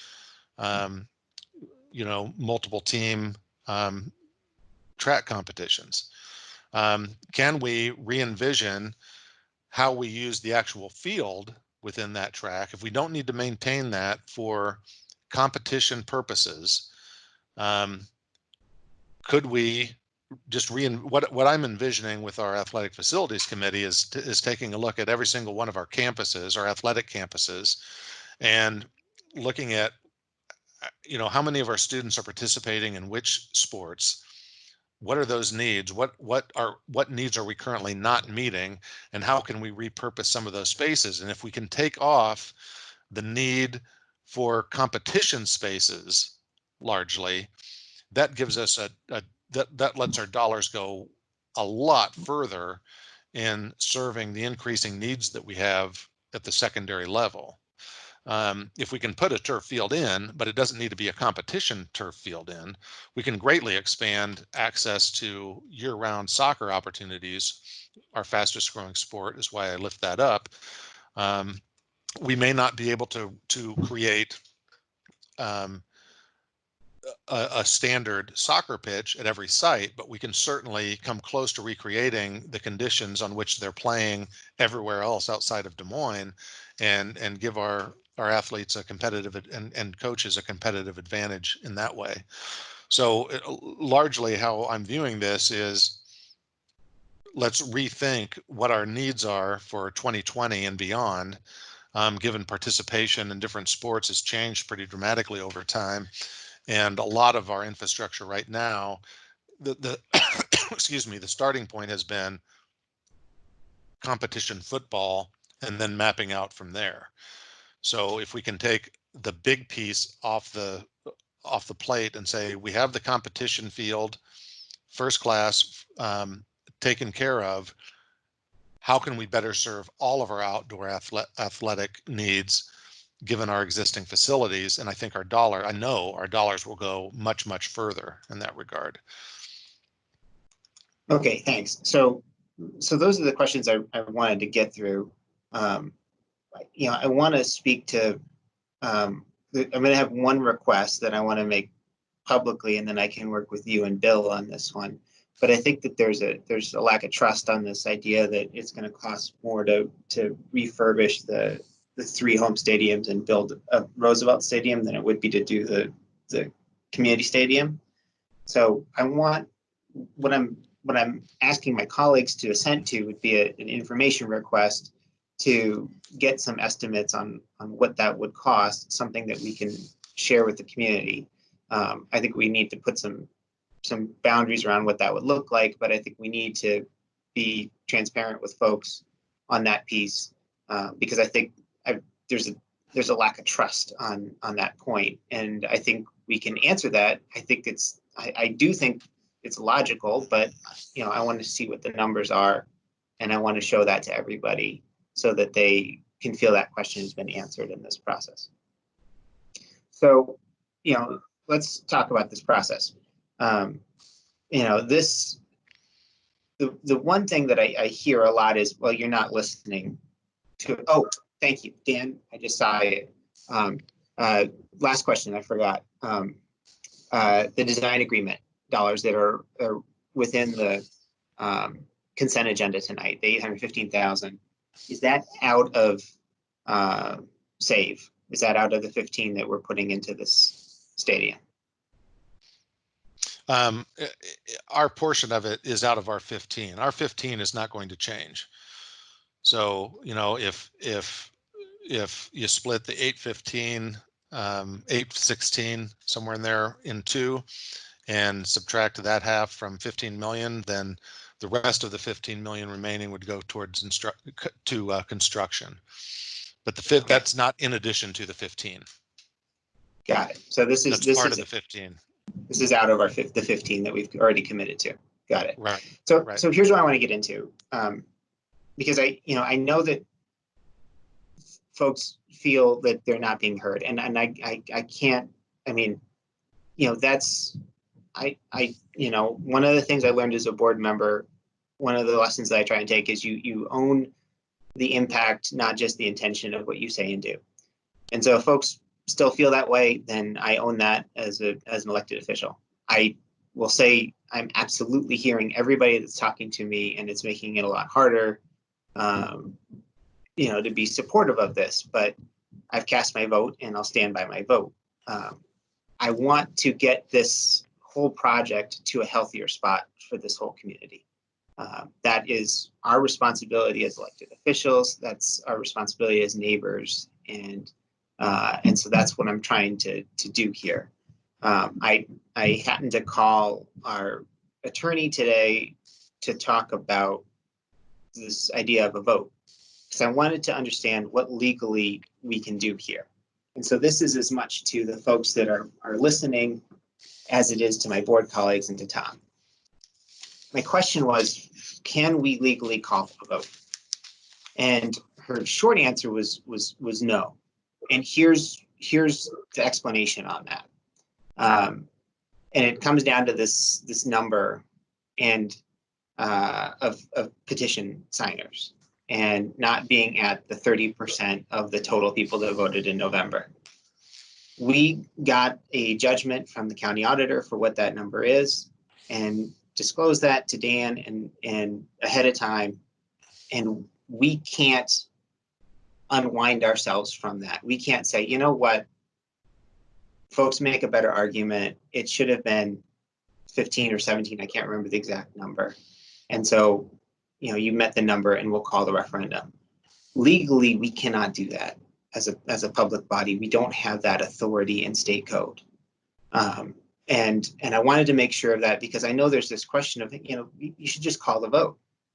And I'm sympathetic to that because I'm sympathetic to the people that have organized and gone out and done this work. It's not a small thing to me that 7,000 people signed a petition to say that this is not a good use of funds. But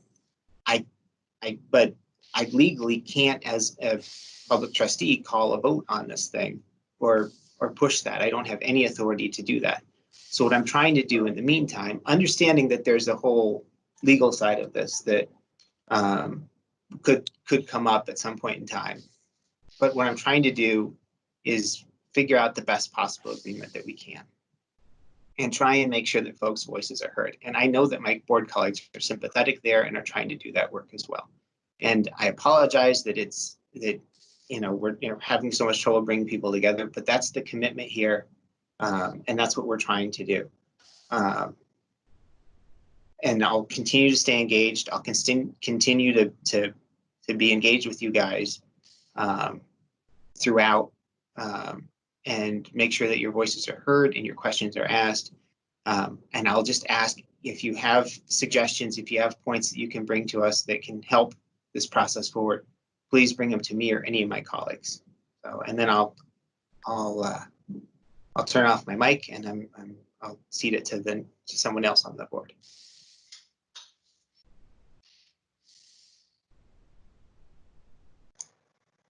I will open this up now for further comments or questions by my board colleagues. Yeah, I have a couple of comments. So I don't even know where to start. I spent a lot of time a month or two ago engaging with lots of people on this topic. I heard lots of opinions, had lots of conversations. And what it kept coming back to is people are mad about this because it'll affect their football watching experience. I will say publicly right now that I have a soccer bias. I am concerned about our soccer players. We have twice as many soccer players in this district, which is logical because we allow girls to play soccer. Yes, we allow girls to play football, but that number is more like 1 than half. The issue of transportation has come up repeatedly. Now that is a concern. Transportation is a big issue. However, when we look at some actual data, our closest school to Drake is 2.2 miles. Our furthest is 3.9 miles. On top of that, when we're talking about football, we're talking about four home games a year, maybe 5, depending on the season. So when we got to get our guys there on a Friday, we're talking about 4 Fridays. The rest of those are away games, which are now a lot closer for a lot of kids. On top of that, when you look at the distance from our schools to county, Lincoln happens to be the closest at about 3.5 miles. Our furthest, Hoover, is more than 10 miles, and Roosevelt's more than 7. So we're telling our soccer players that they're 10, 12 home games a season, your transportation doesn't matter. We're not worried about you. We're worried about getting to Drake 4 times. There are an awful lot of soccer players who'd be much, much closer to their home and many away games going to Drake than they would be trucking down to county for practice and play. Now, on top of all of that, we've had a couple of people talk about the soccer practice facilities, and Tom addressed that with the athletic facilities committee. I don't really have any official sway on that, but if their recommendation doesn't involve improvements to soccer practice, I won't be supporting it. We have too many soccer players who've been screwed for too long. I coached at Goodrell for 5 years. We put every single middle school in town in Goodrell's backyard to play all their games, boys and girls. My team couldn't practice on Tuesdays and Fridays because the girls were taking up all the fields. This isn't sustainable. We do need more practice fields. Actually, that's not true. My first season, we played some games at Weeks, but that field had a drain pipe in the middle of the field that we had to mark with cones. It was not safe. That's why we stopped playing there. To Tom's point about reconfiguring the existing stadiums, in my dream world, and keep in mind that a lot of our expensive issues could be solved just by knocking down the bleachers. I'd love to see those knocked down, the tracks expanded, the fields widened, and have 2 or 3 beautiful soccer track facilities that we'd be using half the year. Now, if the committee does that or not, that's up to them, but I would love to see it. That would be my ideal scenario.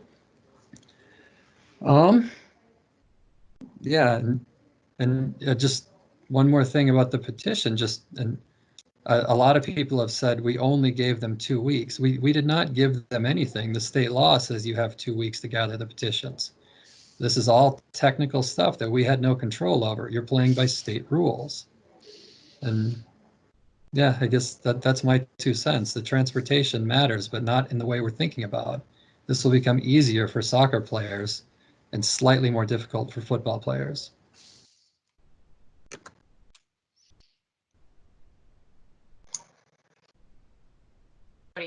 Other board colleagues, I know that Kelly, Heather, do you have questions or comments?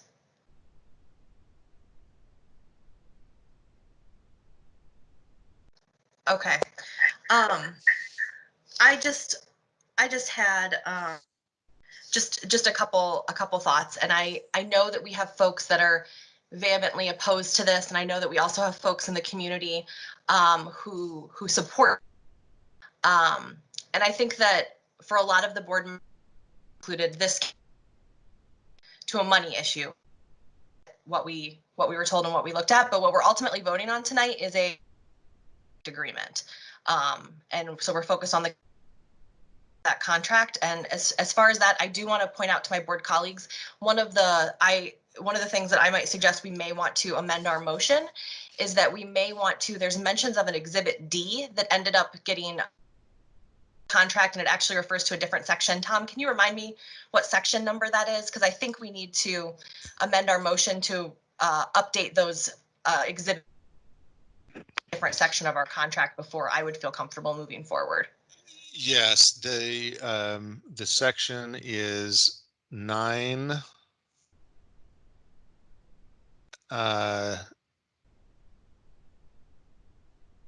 9B 9.B.1.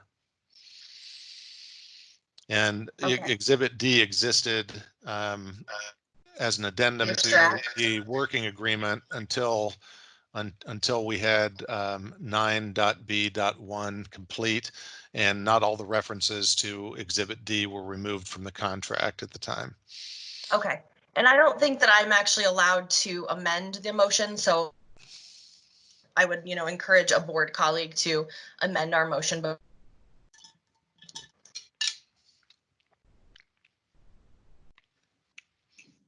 So I think you don't have to do a formal amendment. You can make a friendly amendment to include the new exhibit.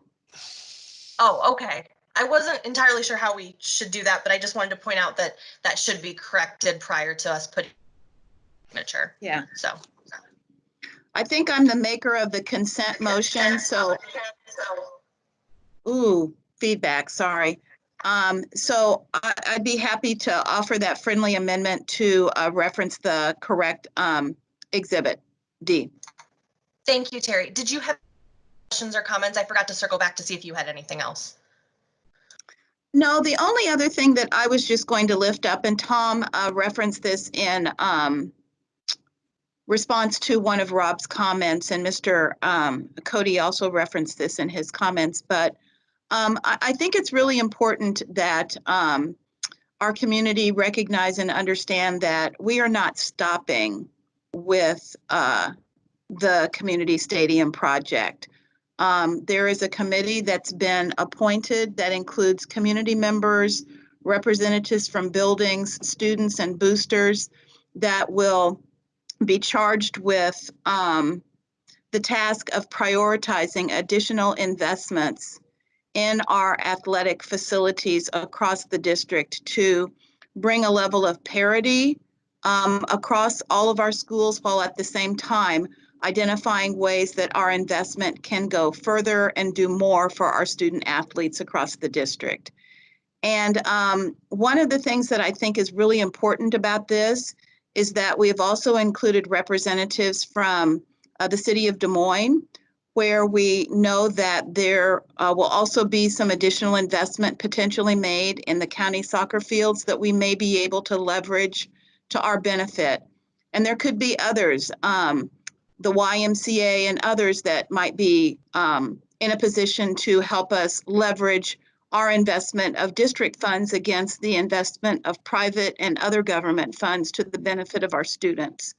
So while I am definitely voting tonight to support this 28E, I'm doing it because I believe that this creates one opportunity, while we're also creating another set of opportunities for our students to be able to not only access quality facilities, but to also bring a level of equity to access to facilities across the district.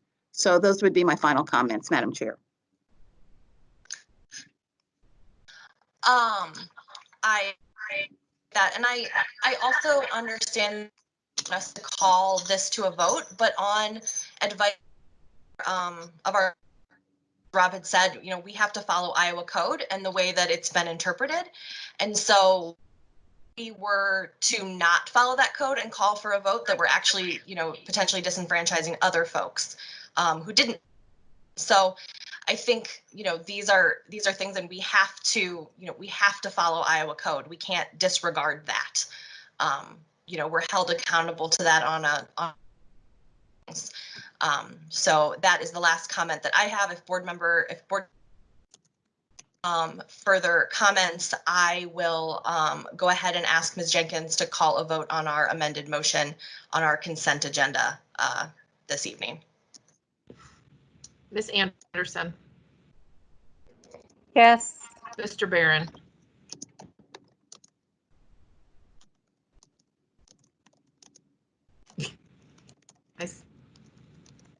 Yes. Yeah, got you, Rob. Thank you. Ms. Bradley, Yes. Ms. Caldwell Johnson, Yes. Mr. Cody, Yes. Ms. Della Gardell, Yes. and Ms. Sawyer. Yes.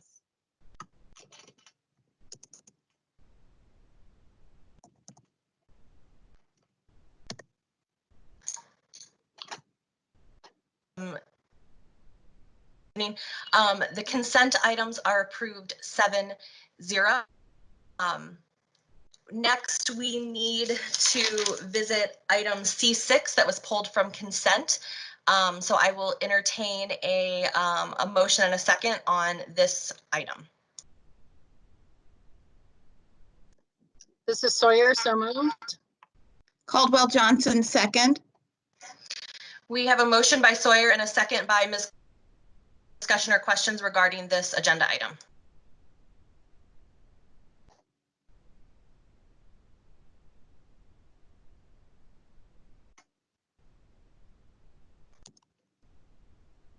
If there's no questions or discussion, please call the vote. Ms. Anderson, Yes. Mr. Barron.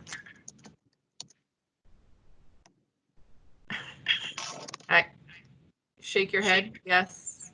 Okay. Ms. Bradley, Yes. Ms. Caldwell Johnson, Yes. Mr. Cody, Yes. Ms. Della Gardell, Yes. Ms. Sawyer. Yes. All right, motion on item C6, which is our 28E on preschool, passes 6-0-1, I believe. I I think I heard everyone's votes. The internet is being really awful for Rob and I tonight, I believe. The next item on our agenda is a public hearing. The public hearing will come to order. Is there anyone wishing to speak to item D1, hearing and adoption of the resolution to continue participation in the instructional support program?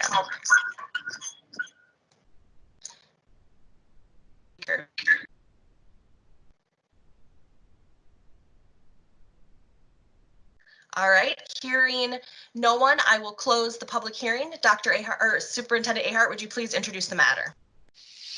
Yes, I recommend the board hold the hearing and adopt the resolution of intent to reauthorize the district's instructional support levy, commonly referred to as ISL. Motion and a second to approve the public hearing and superintendent's recommendation.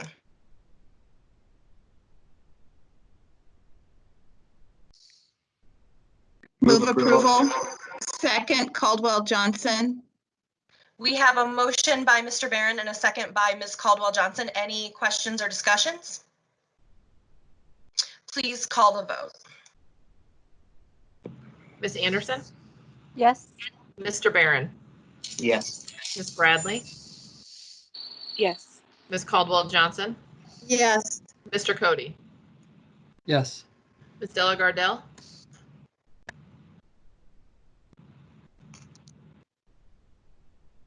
Ms. Della Gardell? Yes. Oh, Ms. Sawyer? Yes. Motion 700. I think some folks on my end, I apologize for that. The next item on our agenda is item E1, social and emotional learning update, board limitation 2.10. Dr. Ahart, I turn this item over to you for the presentation.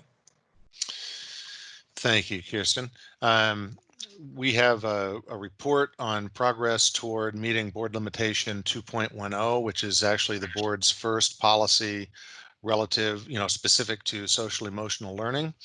As our community may recall, and certainly most of our board recalls, that last June when we were when the board passed the 3 existing SMART goals, 2 of which are relative to 3rd grade reading, and the 3rd relative to Black male achievement in algebra. The wish was also to pass a SMART goal relative to social emotional learning, but we had a task force in place working on that, but we weren't quite in a place yet where we thought that we had metrics that were appropriate to set a meaningful goal that we could measure progress toward. So the board at that time created a new SEL policy, now board limitation, management limitation 2.10. And we've been aggressively pursuing, at first, compliance with the policy, and with the hopes that prior to the beginning of the FY21 school year, this upcoming school year, that we will actually have an articulated measurable SMART goal relative to SEL. So with us this evening are the 2 individuals on our team who are leading that work, Jake Troja and Laura Fefchak. They will share progress that we've made over the course of the year. Of course, there have been some hiccups along the way in us pursuing that work as aggressively as we had originally intended because of the pandemic. But they will be sharing new SEL curriculum guidelines for that have been developed, as well as some key actions that we've developed with the cooperation of CASEL. And so with that, I'm going to turn it over to Laura and Jake, who I believe are on the line with us, although I haven't scanned the participant list here. We're here. Okay, great. Okay. Hello. Thanks, Jake. And hi, Laura. Hey, Jake. Hi. How's it going? I will turn it over to you and chime in as needed. Okay, thank you. Well, thanks for the opportunity to update you on where we are with our social and emotional learning initiative with the district. So we'll just get started in just reviewing that management limitation that Dr. Ahart referenced, and really just letting you know that our efforts have really been focused on these numbers 1 through 6. And so as we've worked throughout the year. I think one of the things that we have focused a lot on is that number one. So we'll just move forward and talk through where we're at as far as that SEL limitation with operating without the full integration of learning supports. Because while this seems like perhaps not that comprehensive of a statement, it is a really comprehensive approach that we need to take when we look at SEL, so that it does not become some siloed effort, but it becomes an effort that's embedded within everything we do within the Des Moines Public Schools. So one of the big heavy lifts of that was having CASEL provide a social and emotional learning readiness engagement analysis that we had in January. And then also when we look at our framework for safe and successful schools, we used guidance from those national organizations to really focus on the integrated services of those nationally recommended professionals that we have in our schools: counselors, school social workers, psychologists, community schools coordinators. This slide might be familiar to you, because this is the one where, when we talked about the number of DMPS staff that we need to obtain national recommended ratios, it kind of takes your breath away. But what I will say is that through this process, in working across departments within Des Moines Public Schools and looking at all those staff members that provide support, counselors, social workers, psychologists, success workers, community schools workers, nurses, behavior coaches, behavior strategists. When we're talking about integrated services, we're talking about all of those people and their roles within the district. What I can share is that when we look at the numbers compared to last year, we had 82 counselors. And if you could just, yeah, thanks, Jake, just stay there. We had 82 counselors, and moving into FY21, we have 91.5. We went from 8.4 psychologists to 13.5, 27 social workers to 31, 18 community school coordinators to 21. So those represent some small incremental increases, obviously, but that's really, when we talk about the integrated services, that is the direction that we are wanting to move in order to be adequately staffed at all levels in an MTSS model. So the integrated services, not only have we worked towards repurposing some positions into psych, social workers, and school counselors, we have developed some guidance for district network and school staff around that integrated services team and how those professionals will work together. Also, we've looked at the individual service delivery models for each one of those identified disciplines, and align teaming structures and support structures at the district level for those professionals. Our next heavy lift is really the integrated professional development that we are planning for the fall. So when Dr. Ahart says, you know, we have not made as much progress because of COVID, the pandemic, that has certainly impacted where we are at. However, we have continued to move forward by identifying 17 schools that will be participating in what we're referring to as the partial implementation of integrated services. So these buildings will have increased support in those disciplines that have been identified. They're not at national ratio, but they are getting closer to national ratio. And they will be operating from aligned service delivery models. So in those 17 schools in our first group, we're going to be working through some of the process of what tight teaming looks like, roles and functions of different positions being clarified. So those are going to be some of the more granular tasks that are going to need to take place as we move forward with the integrated services model. But that's really that foundational part for us to move this social and emotional learning initiative forward.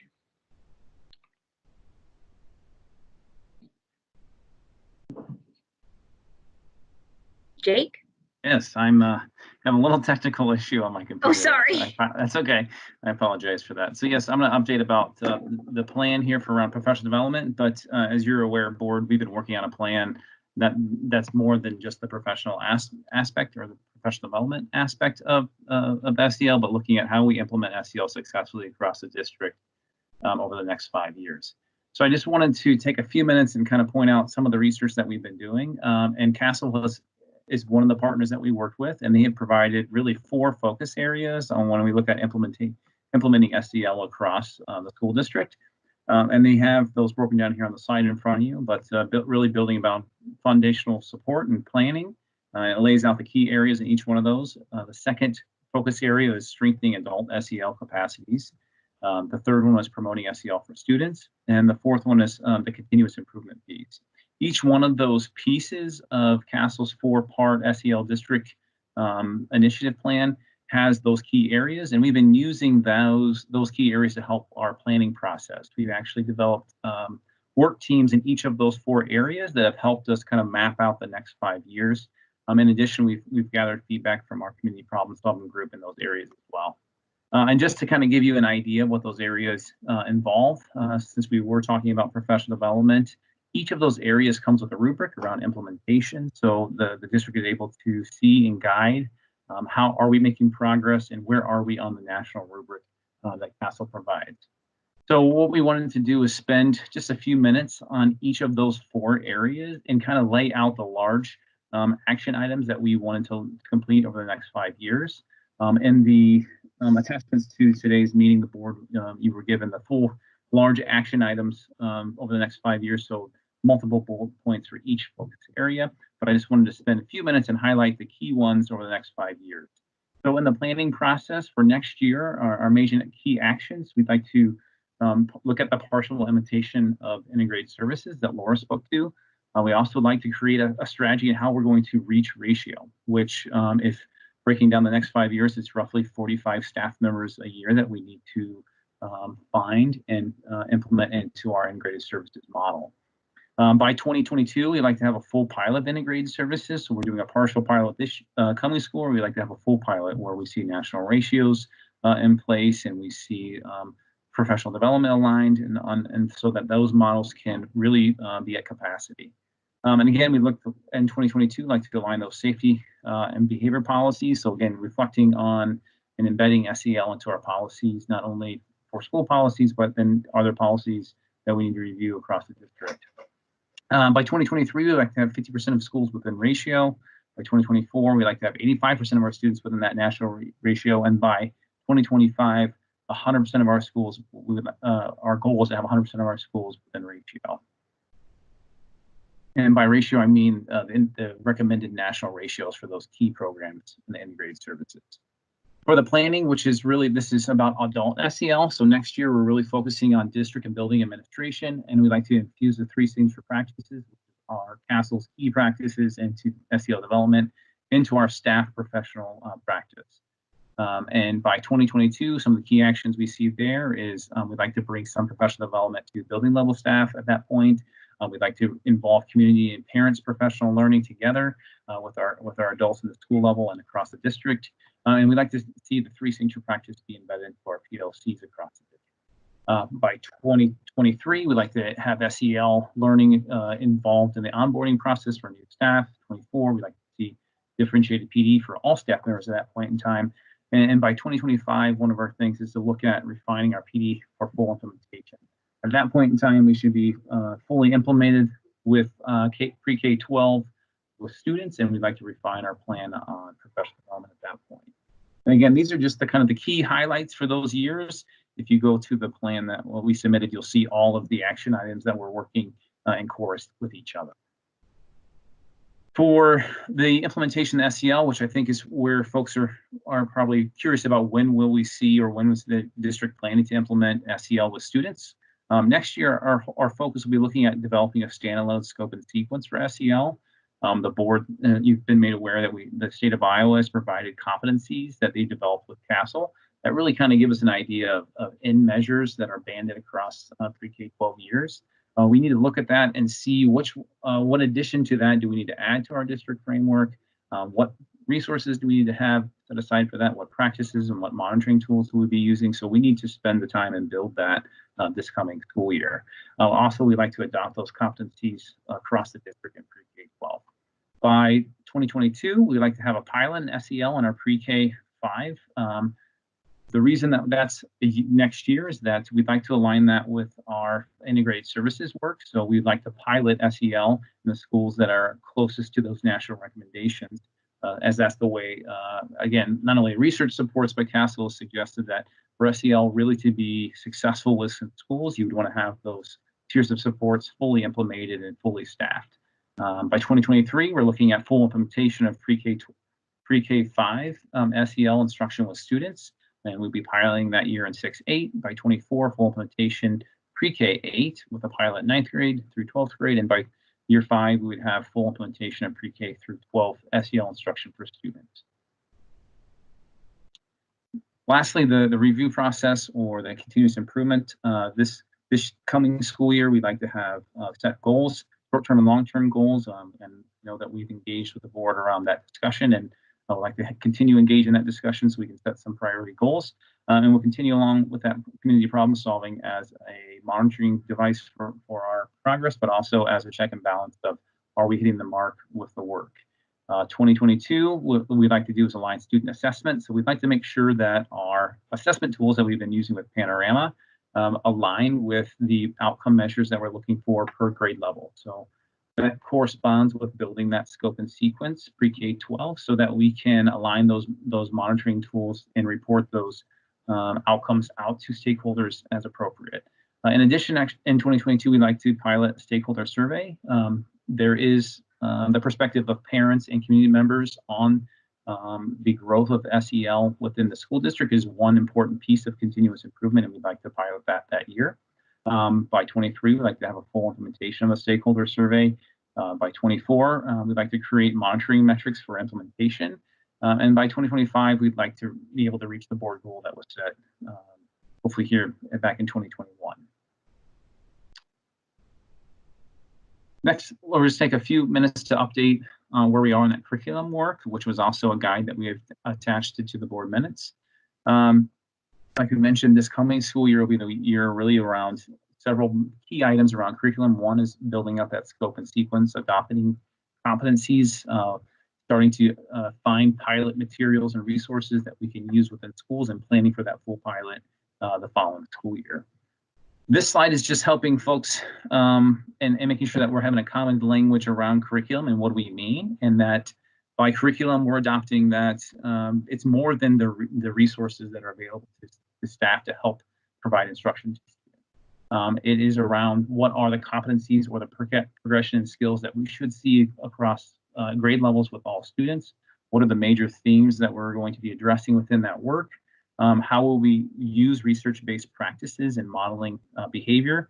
As one of the reasons that we're starting with adults, even this coming school years, is we know that modeling behavior and practicing those healthy SEL development behaviors are key to long-term learning and then long-term outcomes for students.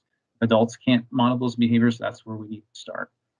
Second, the fourth bullet there is the skills and support perspective survey. We'd like to make sure that we have a way to monitor, but in addition to that, support students as they progress. And then lastly, the thing that most folks think about our curriculum are the materials and books that would be necessary for students and adults to provide that instruction.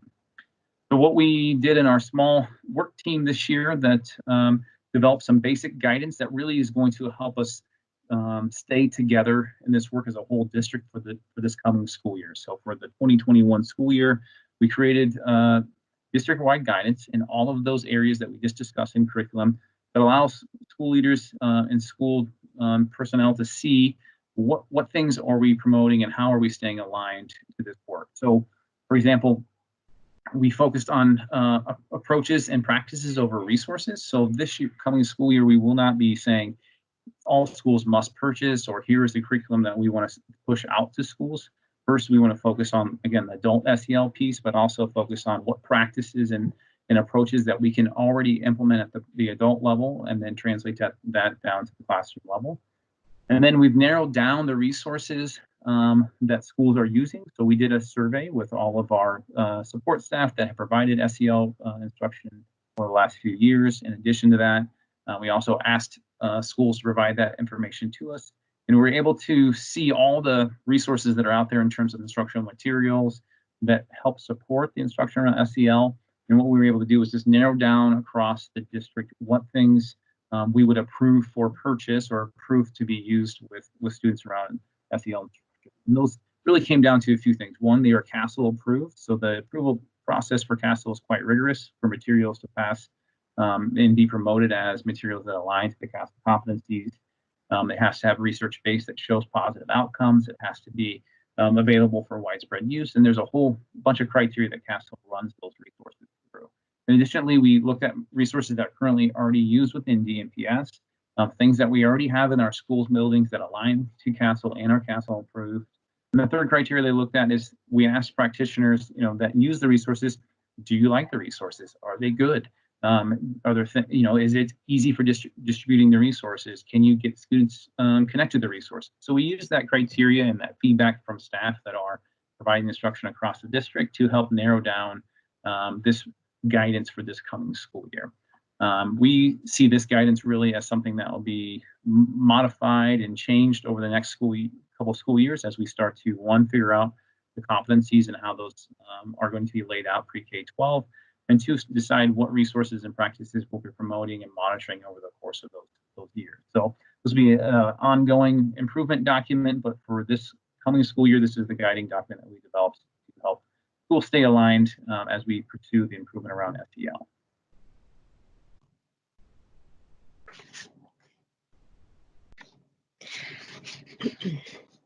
So now we're just going to review the assessment tool, and you all participated in our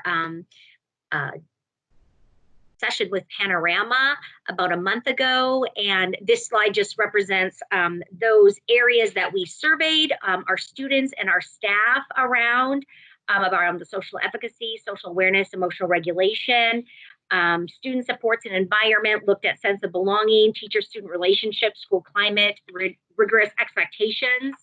The next slide represents the fact that we did do a second survey in March.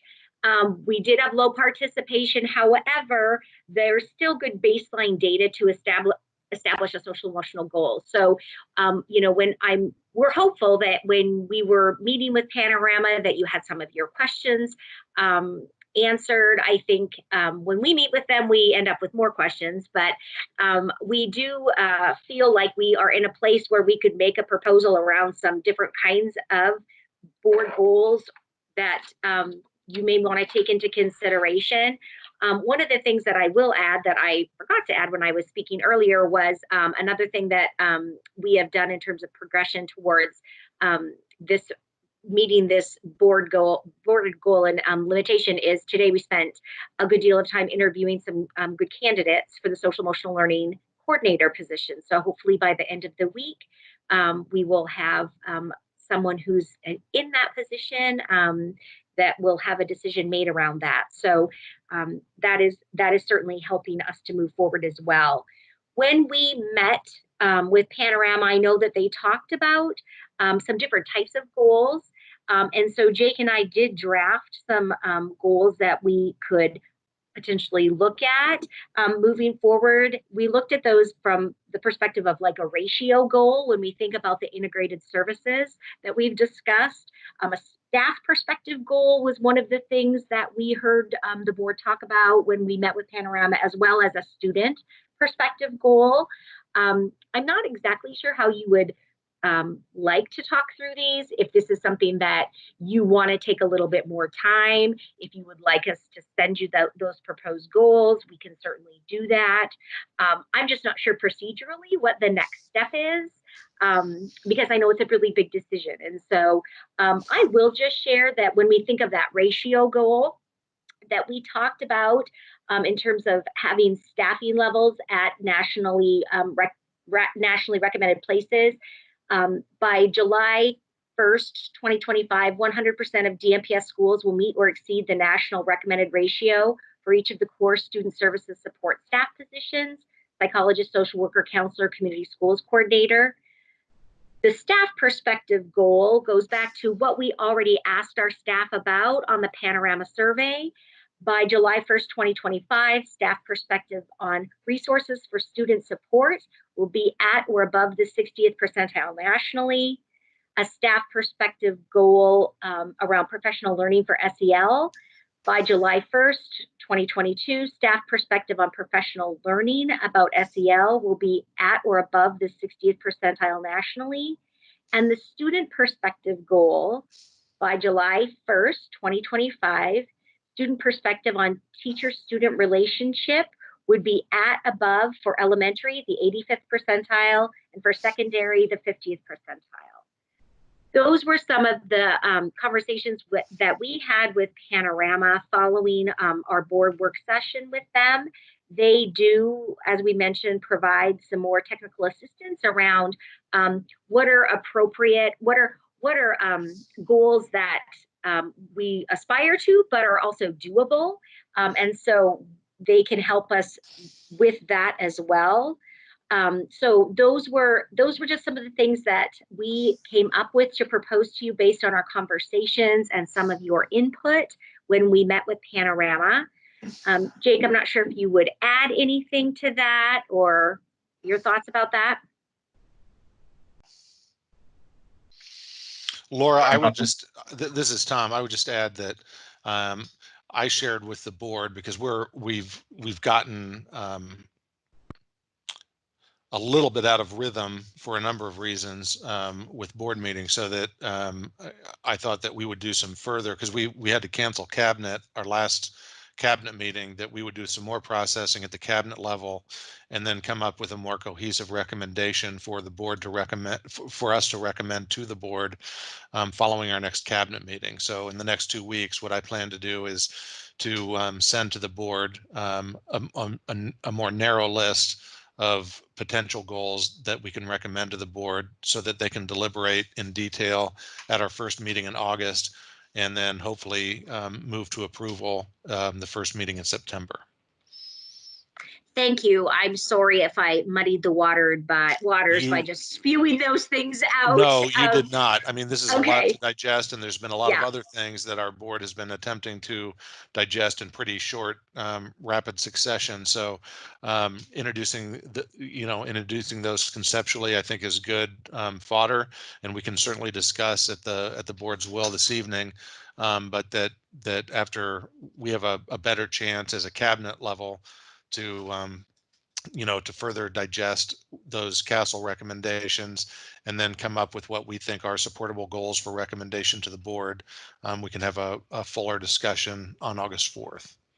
Yeah, that makes sense. That makes sense. I did want to just add a couple of things about COVID-19. And when Jake and I were talking about this, and we don't talk about return to learn without talking about social and emotional support for obviously staff and students. So we know from some of the national guidance that we've received from Castle in particular, they're reminding us about the social emotional learning being critical to re-engaging students, supporting adults, and rebuilding those relationships that were disrupted back in the spring, and creating a foundation for academic learning in whatever form that takes, whether that's virtual or in person, and also the importance of creating a time and space and working conditions for our adults in the district that help them feel connected, empowered, supported, and valued. And that we as school leaders have a really heavy responsibility in helping to cultivate the SEL and overall well-being of the people that we support. So I think that those are worth lifting up, as well as the Council for the Great City Schools. It's the next slide, Jake. Just talks about building those environments across school districts to promote positive SEL that begin with transparency and communication, shared ownership with our community and families, proactive support and interventions, and inclusion and outreach and equity, I would add to that. And so when I think about the processes that we are going through right now in terms of return to learn and the different teams that are meeting, I do feel strongly that those the transparency and communication and the proactive support and intervention, people are talking about those as part of their plans. So that is a way that SEL is being folded into all the work around return to learn, is that these big ideas I see in every meeting that I attend around returning to learn and supporting families and students. So, but I do think it's important that we keep this at the forefront of our work, because we're not sure what that's going to look like, and that creates lots of anxiety for adults and for families and students. Does anybody have any questions? I just want to clarify something with Dr. Ahart before we begin our conversation. This is a presentation and a discussion tonight, Tom. This is not a monitoring report requiring action, correct? Correct. Okay, that's what I thought, and that's how it was listed in the agenda. I will open this up to questions and discussion from my board colleagues. I do have one question. Referring to the 17 pilot schools, how were they chosen? Were they high need schools? Are they in a set feeder pattern? What was that process like? Yeah, that's a great question.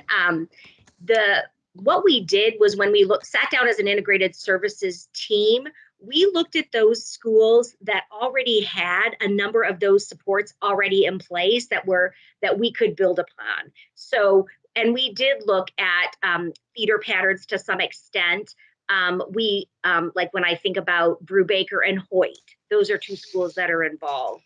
Meredith and Hoover are involved. So we try to look at where do we have staff composition that is already kind of in place, and is working in this type of, starting to work in this type of model already, that we can build upon the efforts that are already going on. So that was one of the big determinants of how we chose those schools.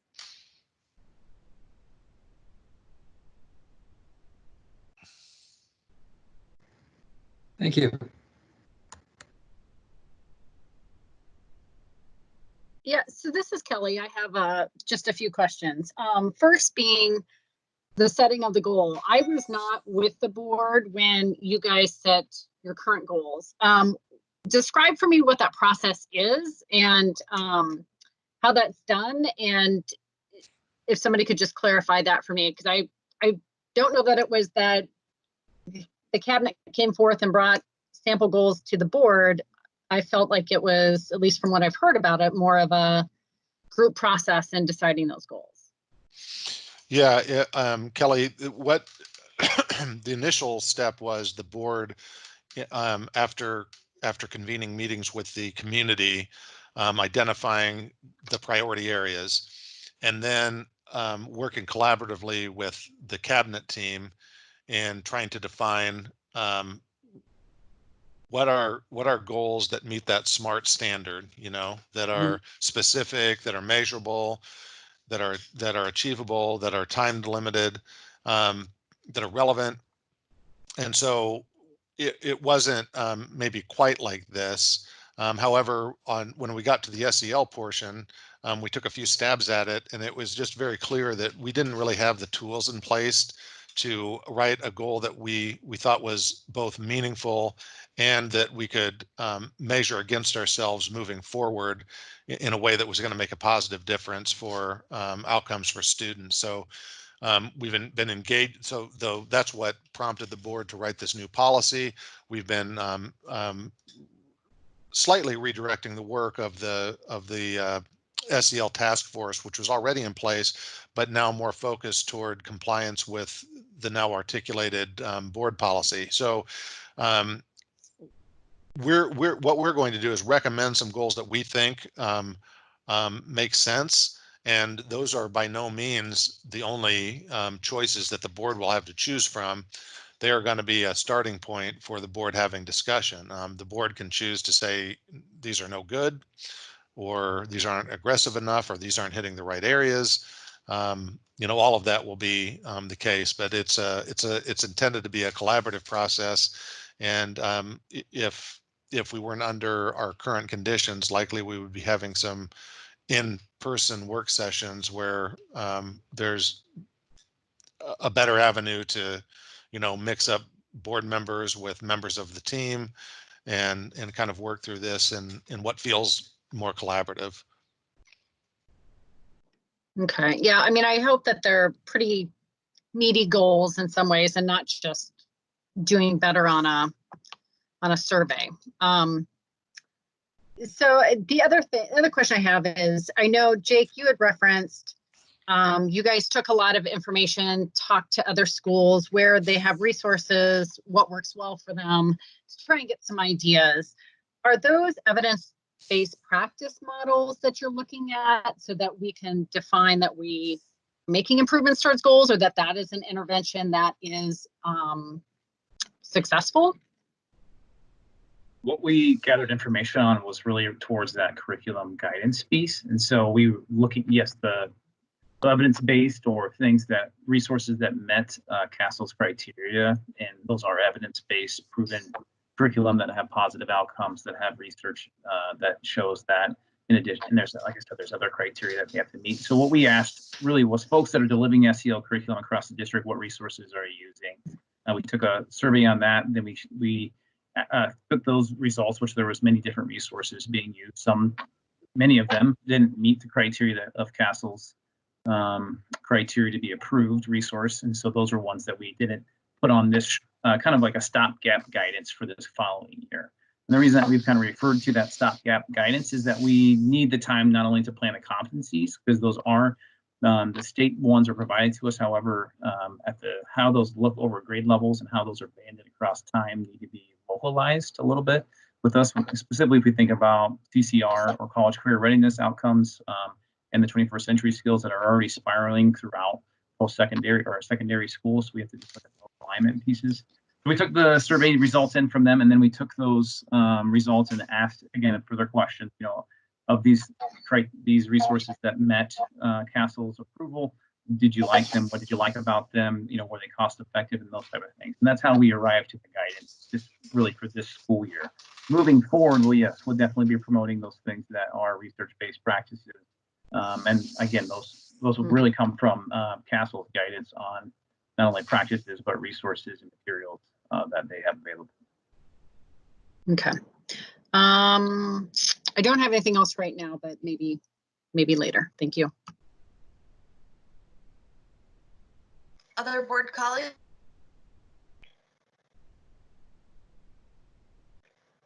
Okay.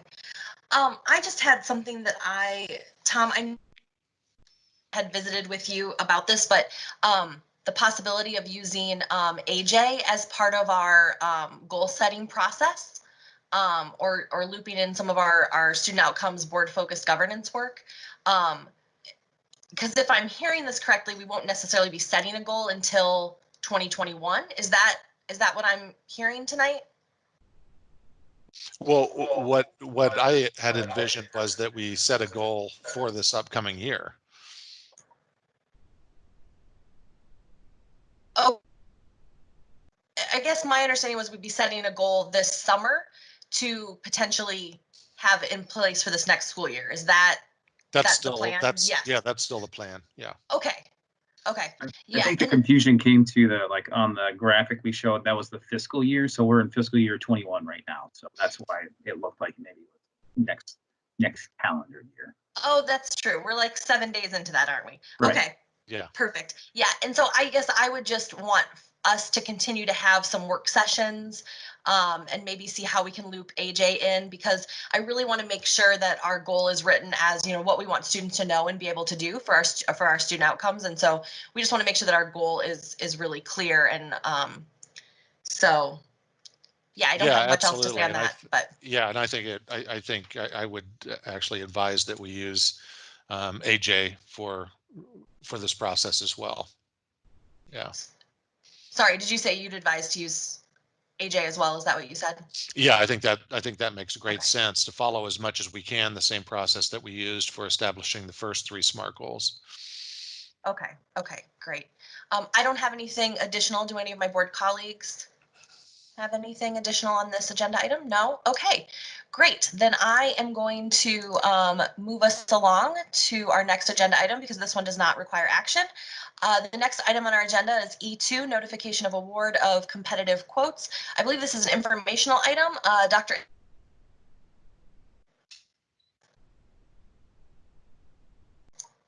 Did I cut out again? Yes. Okay, I'm turning item E2, notification of award of competitive quotes, over to you. Yeah, this is really just a notification of competitive quotes for some upgrades at Brubaker and North. If there's nothing too spectacular about it, and no action required. I'll just open this up then if any more questions or comments on this item. And actually, as I look at it, I believe this got misplaced. This should have been under information only. I apologize for that. No, that's fine. And I did see it was an informational item, but I just wanted to make sure since it was on the agenda that we addressed it. So absolutely, I'll go ahead and move us on to item E3, discuss refunding savings opportunity for Save Series 2012 bonds. This is a discussion item, and I believe we're not taking action this evening. Is that correct, Dr. Ahart? Correct. We wanted to introduce the item and make sure that the board had the level of understanding that they desired and any questions answered before we asked for the board to take action in upcoming meetings. Over to you, and I'm assuming Shashank for our presentation. Yeah, and we don't have a formal presentation. This is a process that some board members are familiar with because we undertook this, I believe, about 3 years ago, I want to say. We are continually watching the market, and if we have an opportunity to refund existing bonds for a more favorable interest rate that equates to savings in this case in our save fund, and those savings can be redirected towards other projects. I'll let Shashank weigh in on this, but what we would anticipate with this action is a savings of over $4 million over the life of the bonds, which is certainly not insignificant for us. Shashank, do you have anything that you want to add to further elucidate what we'll be bringing to the board formally in upcoming meetings? Sure, I think you've captured most of it, Tom, but the only thing I would say is that GFOA recommends that as long as we have a saving of at least 3% in the NPV of the bonds, then we should be in a position to refinance it. And in this particular case, it is close to 9.92%, say 10%. So almost $4.3 million of net present value savings. And if you look at the gross amount, it's almost $4,584,000. So almost $500,000 between now and 2029. Yeah. So significant saving if we move forward with it. Yeah.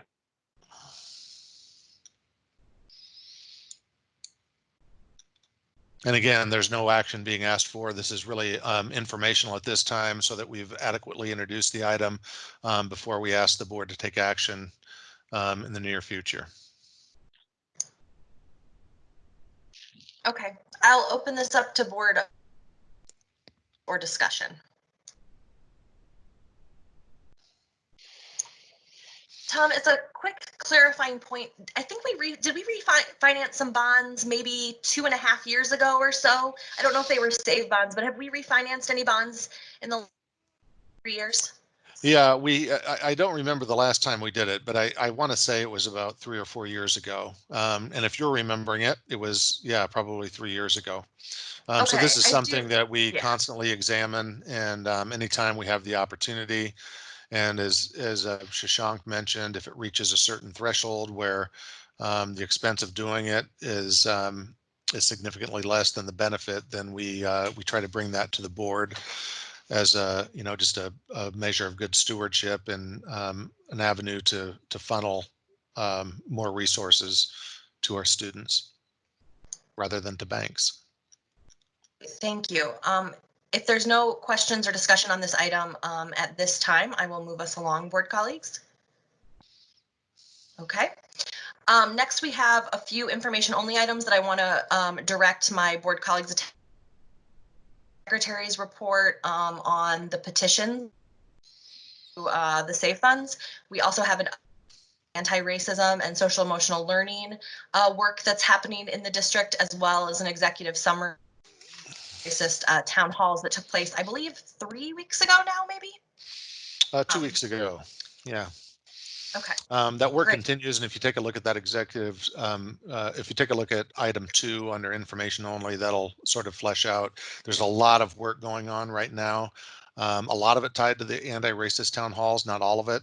Ultimately, we're going to weave all of that together, but we're taking some pretty clear action already in response to the anti-racist town hall meetings. But the principals received this report actually this morning, and we're putting together a variety of teams to pursue the multiple recommendations or themes, I guess maybe is a more accurate term, that resulted from our anti-racist town halls. So that's really just work that initiated a deeper dive, and we'll be pursuing in multiple vectors pretty aggressively moving forward. So I would ask the board to just take some time to review those rather brief documents, because you'll be hearing a lot more about it as we move forward. Great. I am going to go ahead and move us to items of privilege, and I have two things that I would like. Kirsten, Yes. on the anti-racist work, so 2 and 3, generally, when will the board plug into that with suggestions and points that we're hearing from the community as well?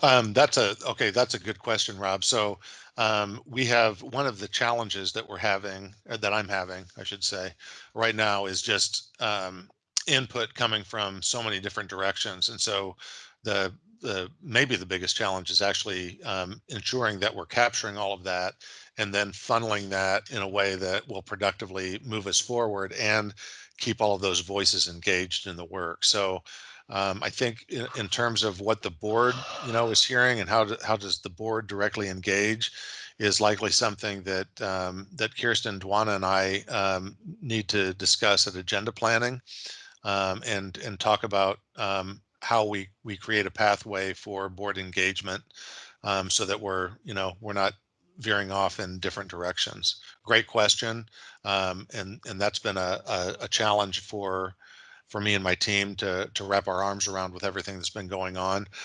We're thrilled with the level of engagement that we have with our community in this regard, and we want to make sure that we're harnessing that, and keeping all those folks engaged and close, so that we're taking the right steps, making the next steps the right steps, because we won't have another moment like this to help launch us into the future the way that I think we all want to. So that's a great point, and one that we will, as a superintendent and board leadership team, address directly in agenda planning, so that we create an avenue for that to happen.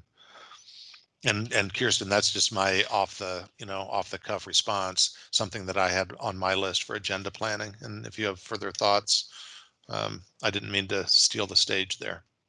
Oh, no, that's fine. I was just gonna say I added it to my list as well, and we can have ideas for ways that you'd like to be engaged, or if other board members for ways that maybe we as a board could do this. I think some of this work would probably fit in with our linkage work that we've had conversations about doing, and I know that we had discussed wanting to tackle some of that this spring, and with COVID, we weren't community the way that I think some of us had wanted to work on that. So I think those could be conversations for this fall too, about how do we get our linkage work started as well. So I will go ahead and oh, sorry, Rob. Yeah, no, I think the point that I want to make is, because I've had a few meetings, there's a student that's really particularly engaged and has really good ideas, and I've met with him a couple times. I met with some BLM organizers last week and talked through what they were advocating, and I'm content to let you come back to us with a proposal, as long as you come back to us with a proposal with the understanding that there might be things that we want to add or things that we look at differently. SROs is going to be a really complicated one, and we can't come at the end of the month and say, okay, here's what we want to do on SROs, and expect that's a one meeting issue. That's going to be a pretty extensive discussion point. Oh, I agree. I agree. I think the curriculum is another point, and I honestly haven't had a chance to read the executive summary of the town halls yet.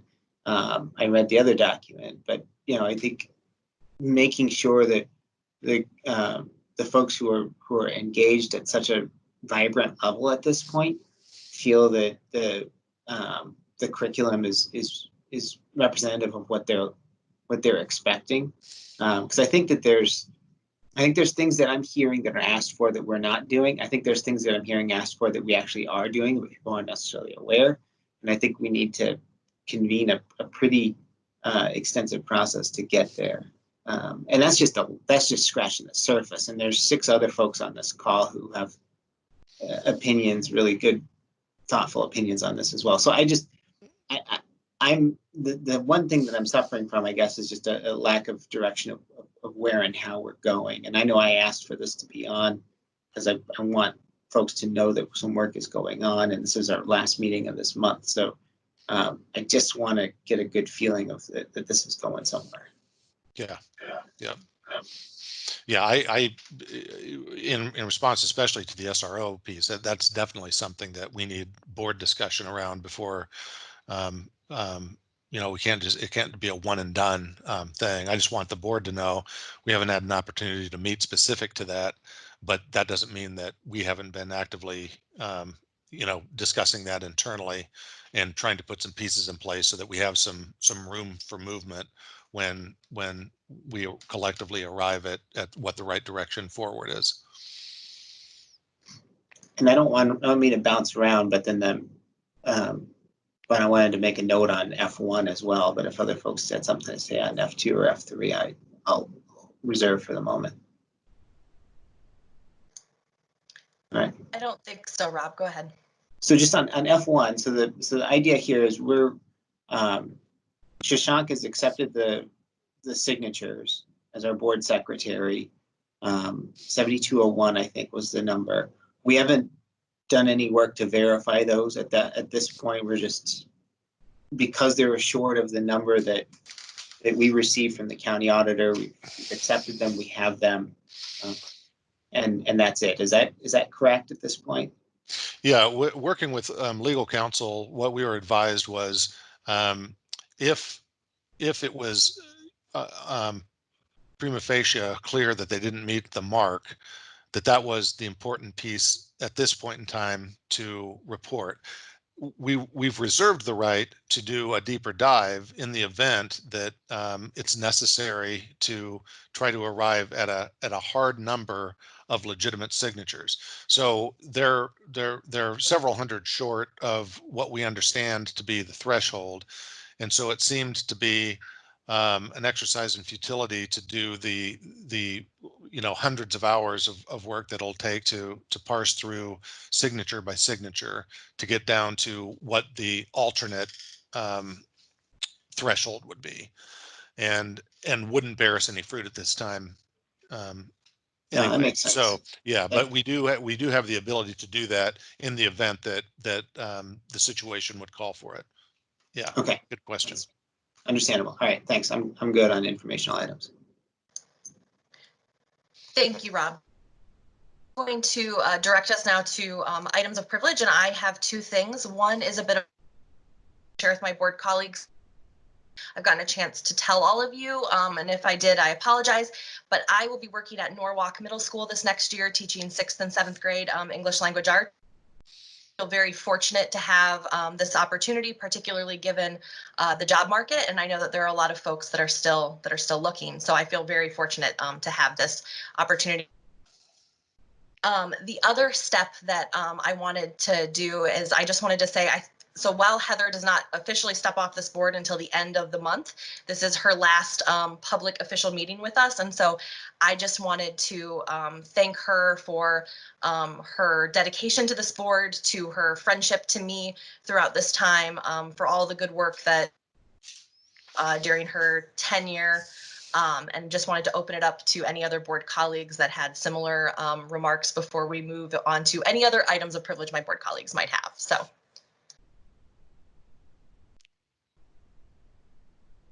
Madam Chair, this is Terry, and I had hoped that we might be able to be face to face so that we could officially recognize Heather for her, 4 to 5 years of service? How many years? 5 years of service. But that obviously isn't going to happen. So I just really appreciate the time and attention you've given to this role, the work that you did with CLAT, there's so many other places where you showed up and just did what needed to be done. And I'm really going to miss your willing spirit to just jump in, Heather, and to take care of things that needed to be taken care of. But more importantly, I'm just going to miss your perspective on this board, and one that I think is really important, given not only your previous work with this district, but your current work in Waukee and your perspective as a teacher. So I'm not going to say goodbye.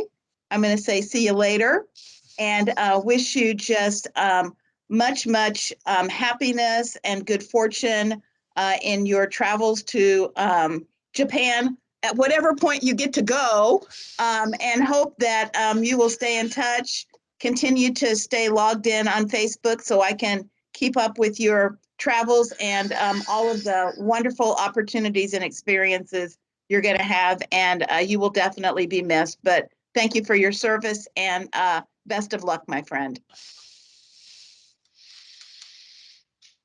I just want to call out Heather here because,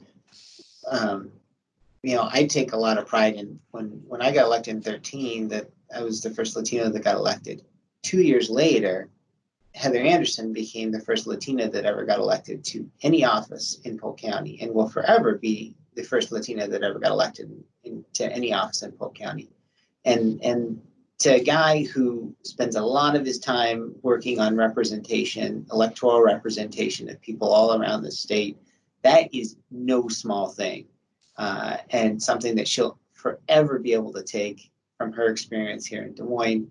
I know too, on a personal note, Heather, Angela and I have talked about, your move and how cool it is that you and your husband are so willing to go out there, and it's got her a little jealous at some point in time, many years in the future, when we don't have little ones running around the house to do something similar, because I think that's just, it's so, it's such a wonderful risk. And I think it's so fitting with who you are as somebody who's kind of always seeking out more education.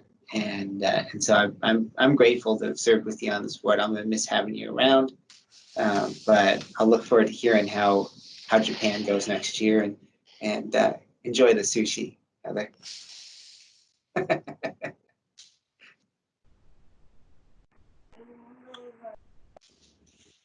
Well, thank you for those kind words. And I know that I had a chance to call each of you and talk to you personally about how I feel about you. And this time, I did not call Tom, though.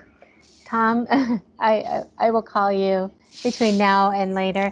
I was going to call you the last few days, but I just felt like you were a little bit busy, and I don't feel like my thing is that big of a deal. So I hate taking this time even. It's a late night, and I'm happy that that you appointed Kim. I feel like she put the work into it, and I'm excited that she'll be joining you, and I know you'll be in good hands, and I will for sure keep you updated on Japan.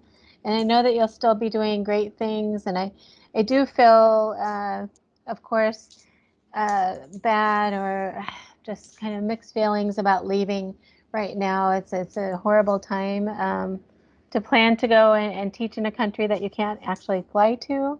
But I know I'll get there soon. But in the meantime, I'm just a phone call away, and might be volunteering at a school near you. So thank you for everything. Thank you, Heather. I'll open it up if any of my board colleagues have other items.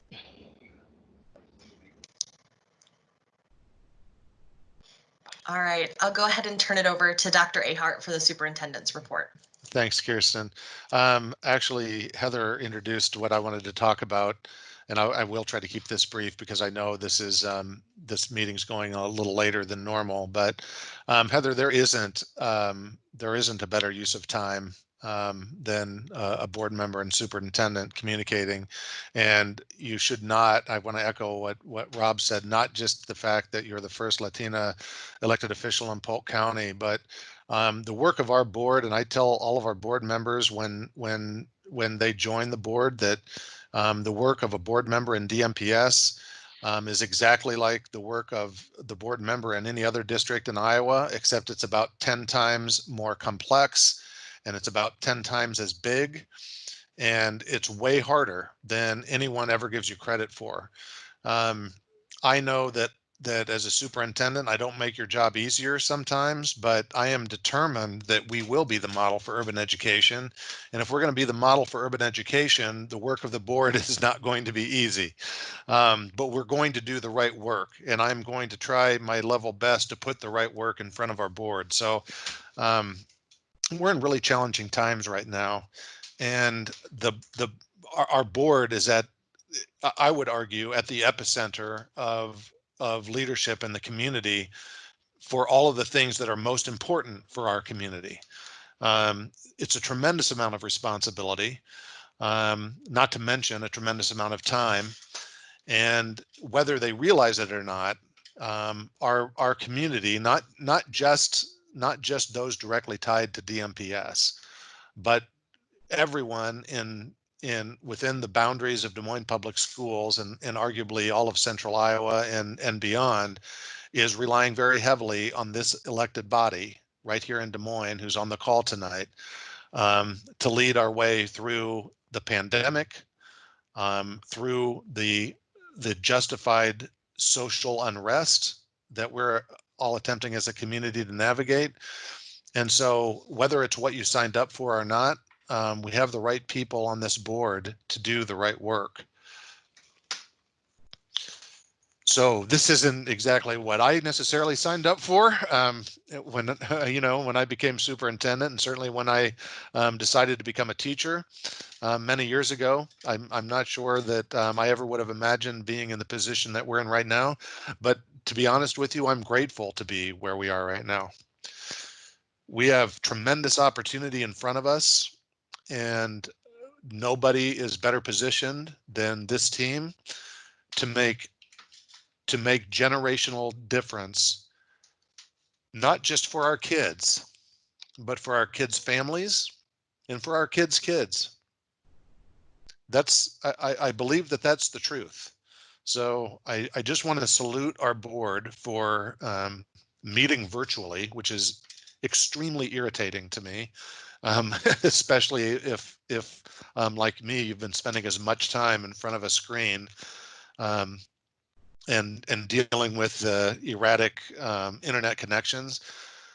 The work in front of us is extremely hard, but the most gratifying work that I've ever done has been some of the hardest work that I've ever done. And I'm absolutely certain that we are going to make a generational shift in how our community operates, how our community views race, how our community views a whole host of other inequities that have been entrenched in how our society operates. And so I'm grateful to have the opportunity to serve with you all. And Heather, thank you for all that you've done over the last 4.5 years to contribute. And I have to say that I'm a little bit jealous. I missed an opportunity to study abroad when I was an undergrad because I thought all the stuff that I was involved in with my student newspaper and a student radio station and student government was, I can't leave. And I've continued to forego some of those opportunities. So maybe sometime in the future, but what you will bring when you come back, assuming that you're going to come back, will also benefit our community. So I salute you and your husband for taking this this courageous risk. I think it's a smart risk, as Rob said, and I'm grateful to have had some time to serve with you. And so I will close my remarks there. Thanks, again, Heather. Without any further business on the table before us, I will adjourn this 54 p.m. Thank you, board colleagues, for your time, dedication this evening. I'll leave it there. Thank you. Thank you, everyone. I know. Good night.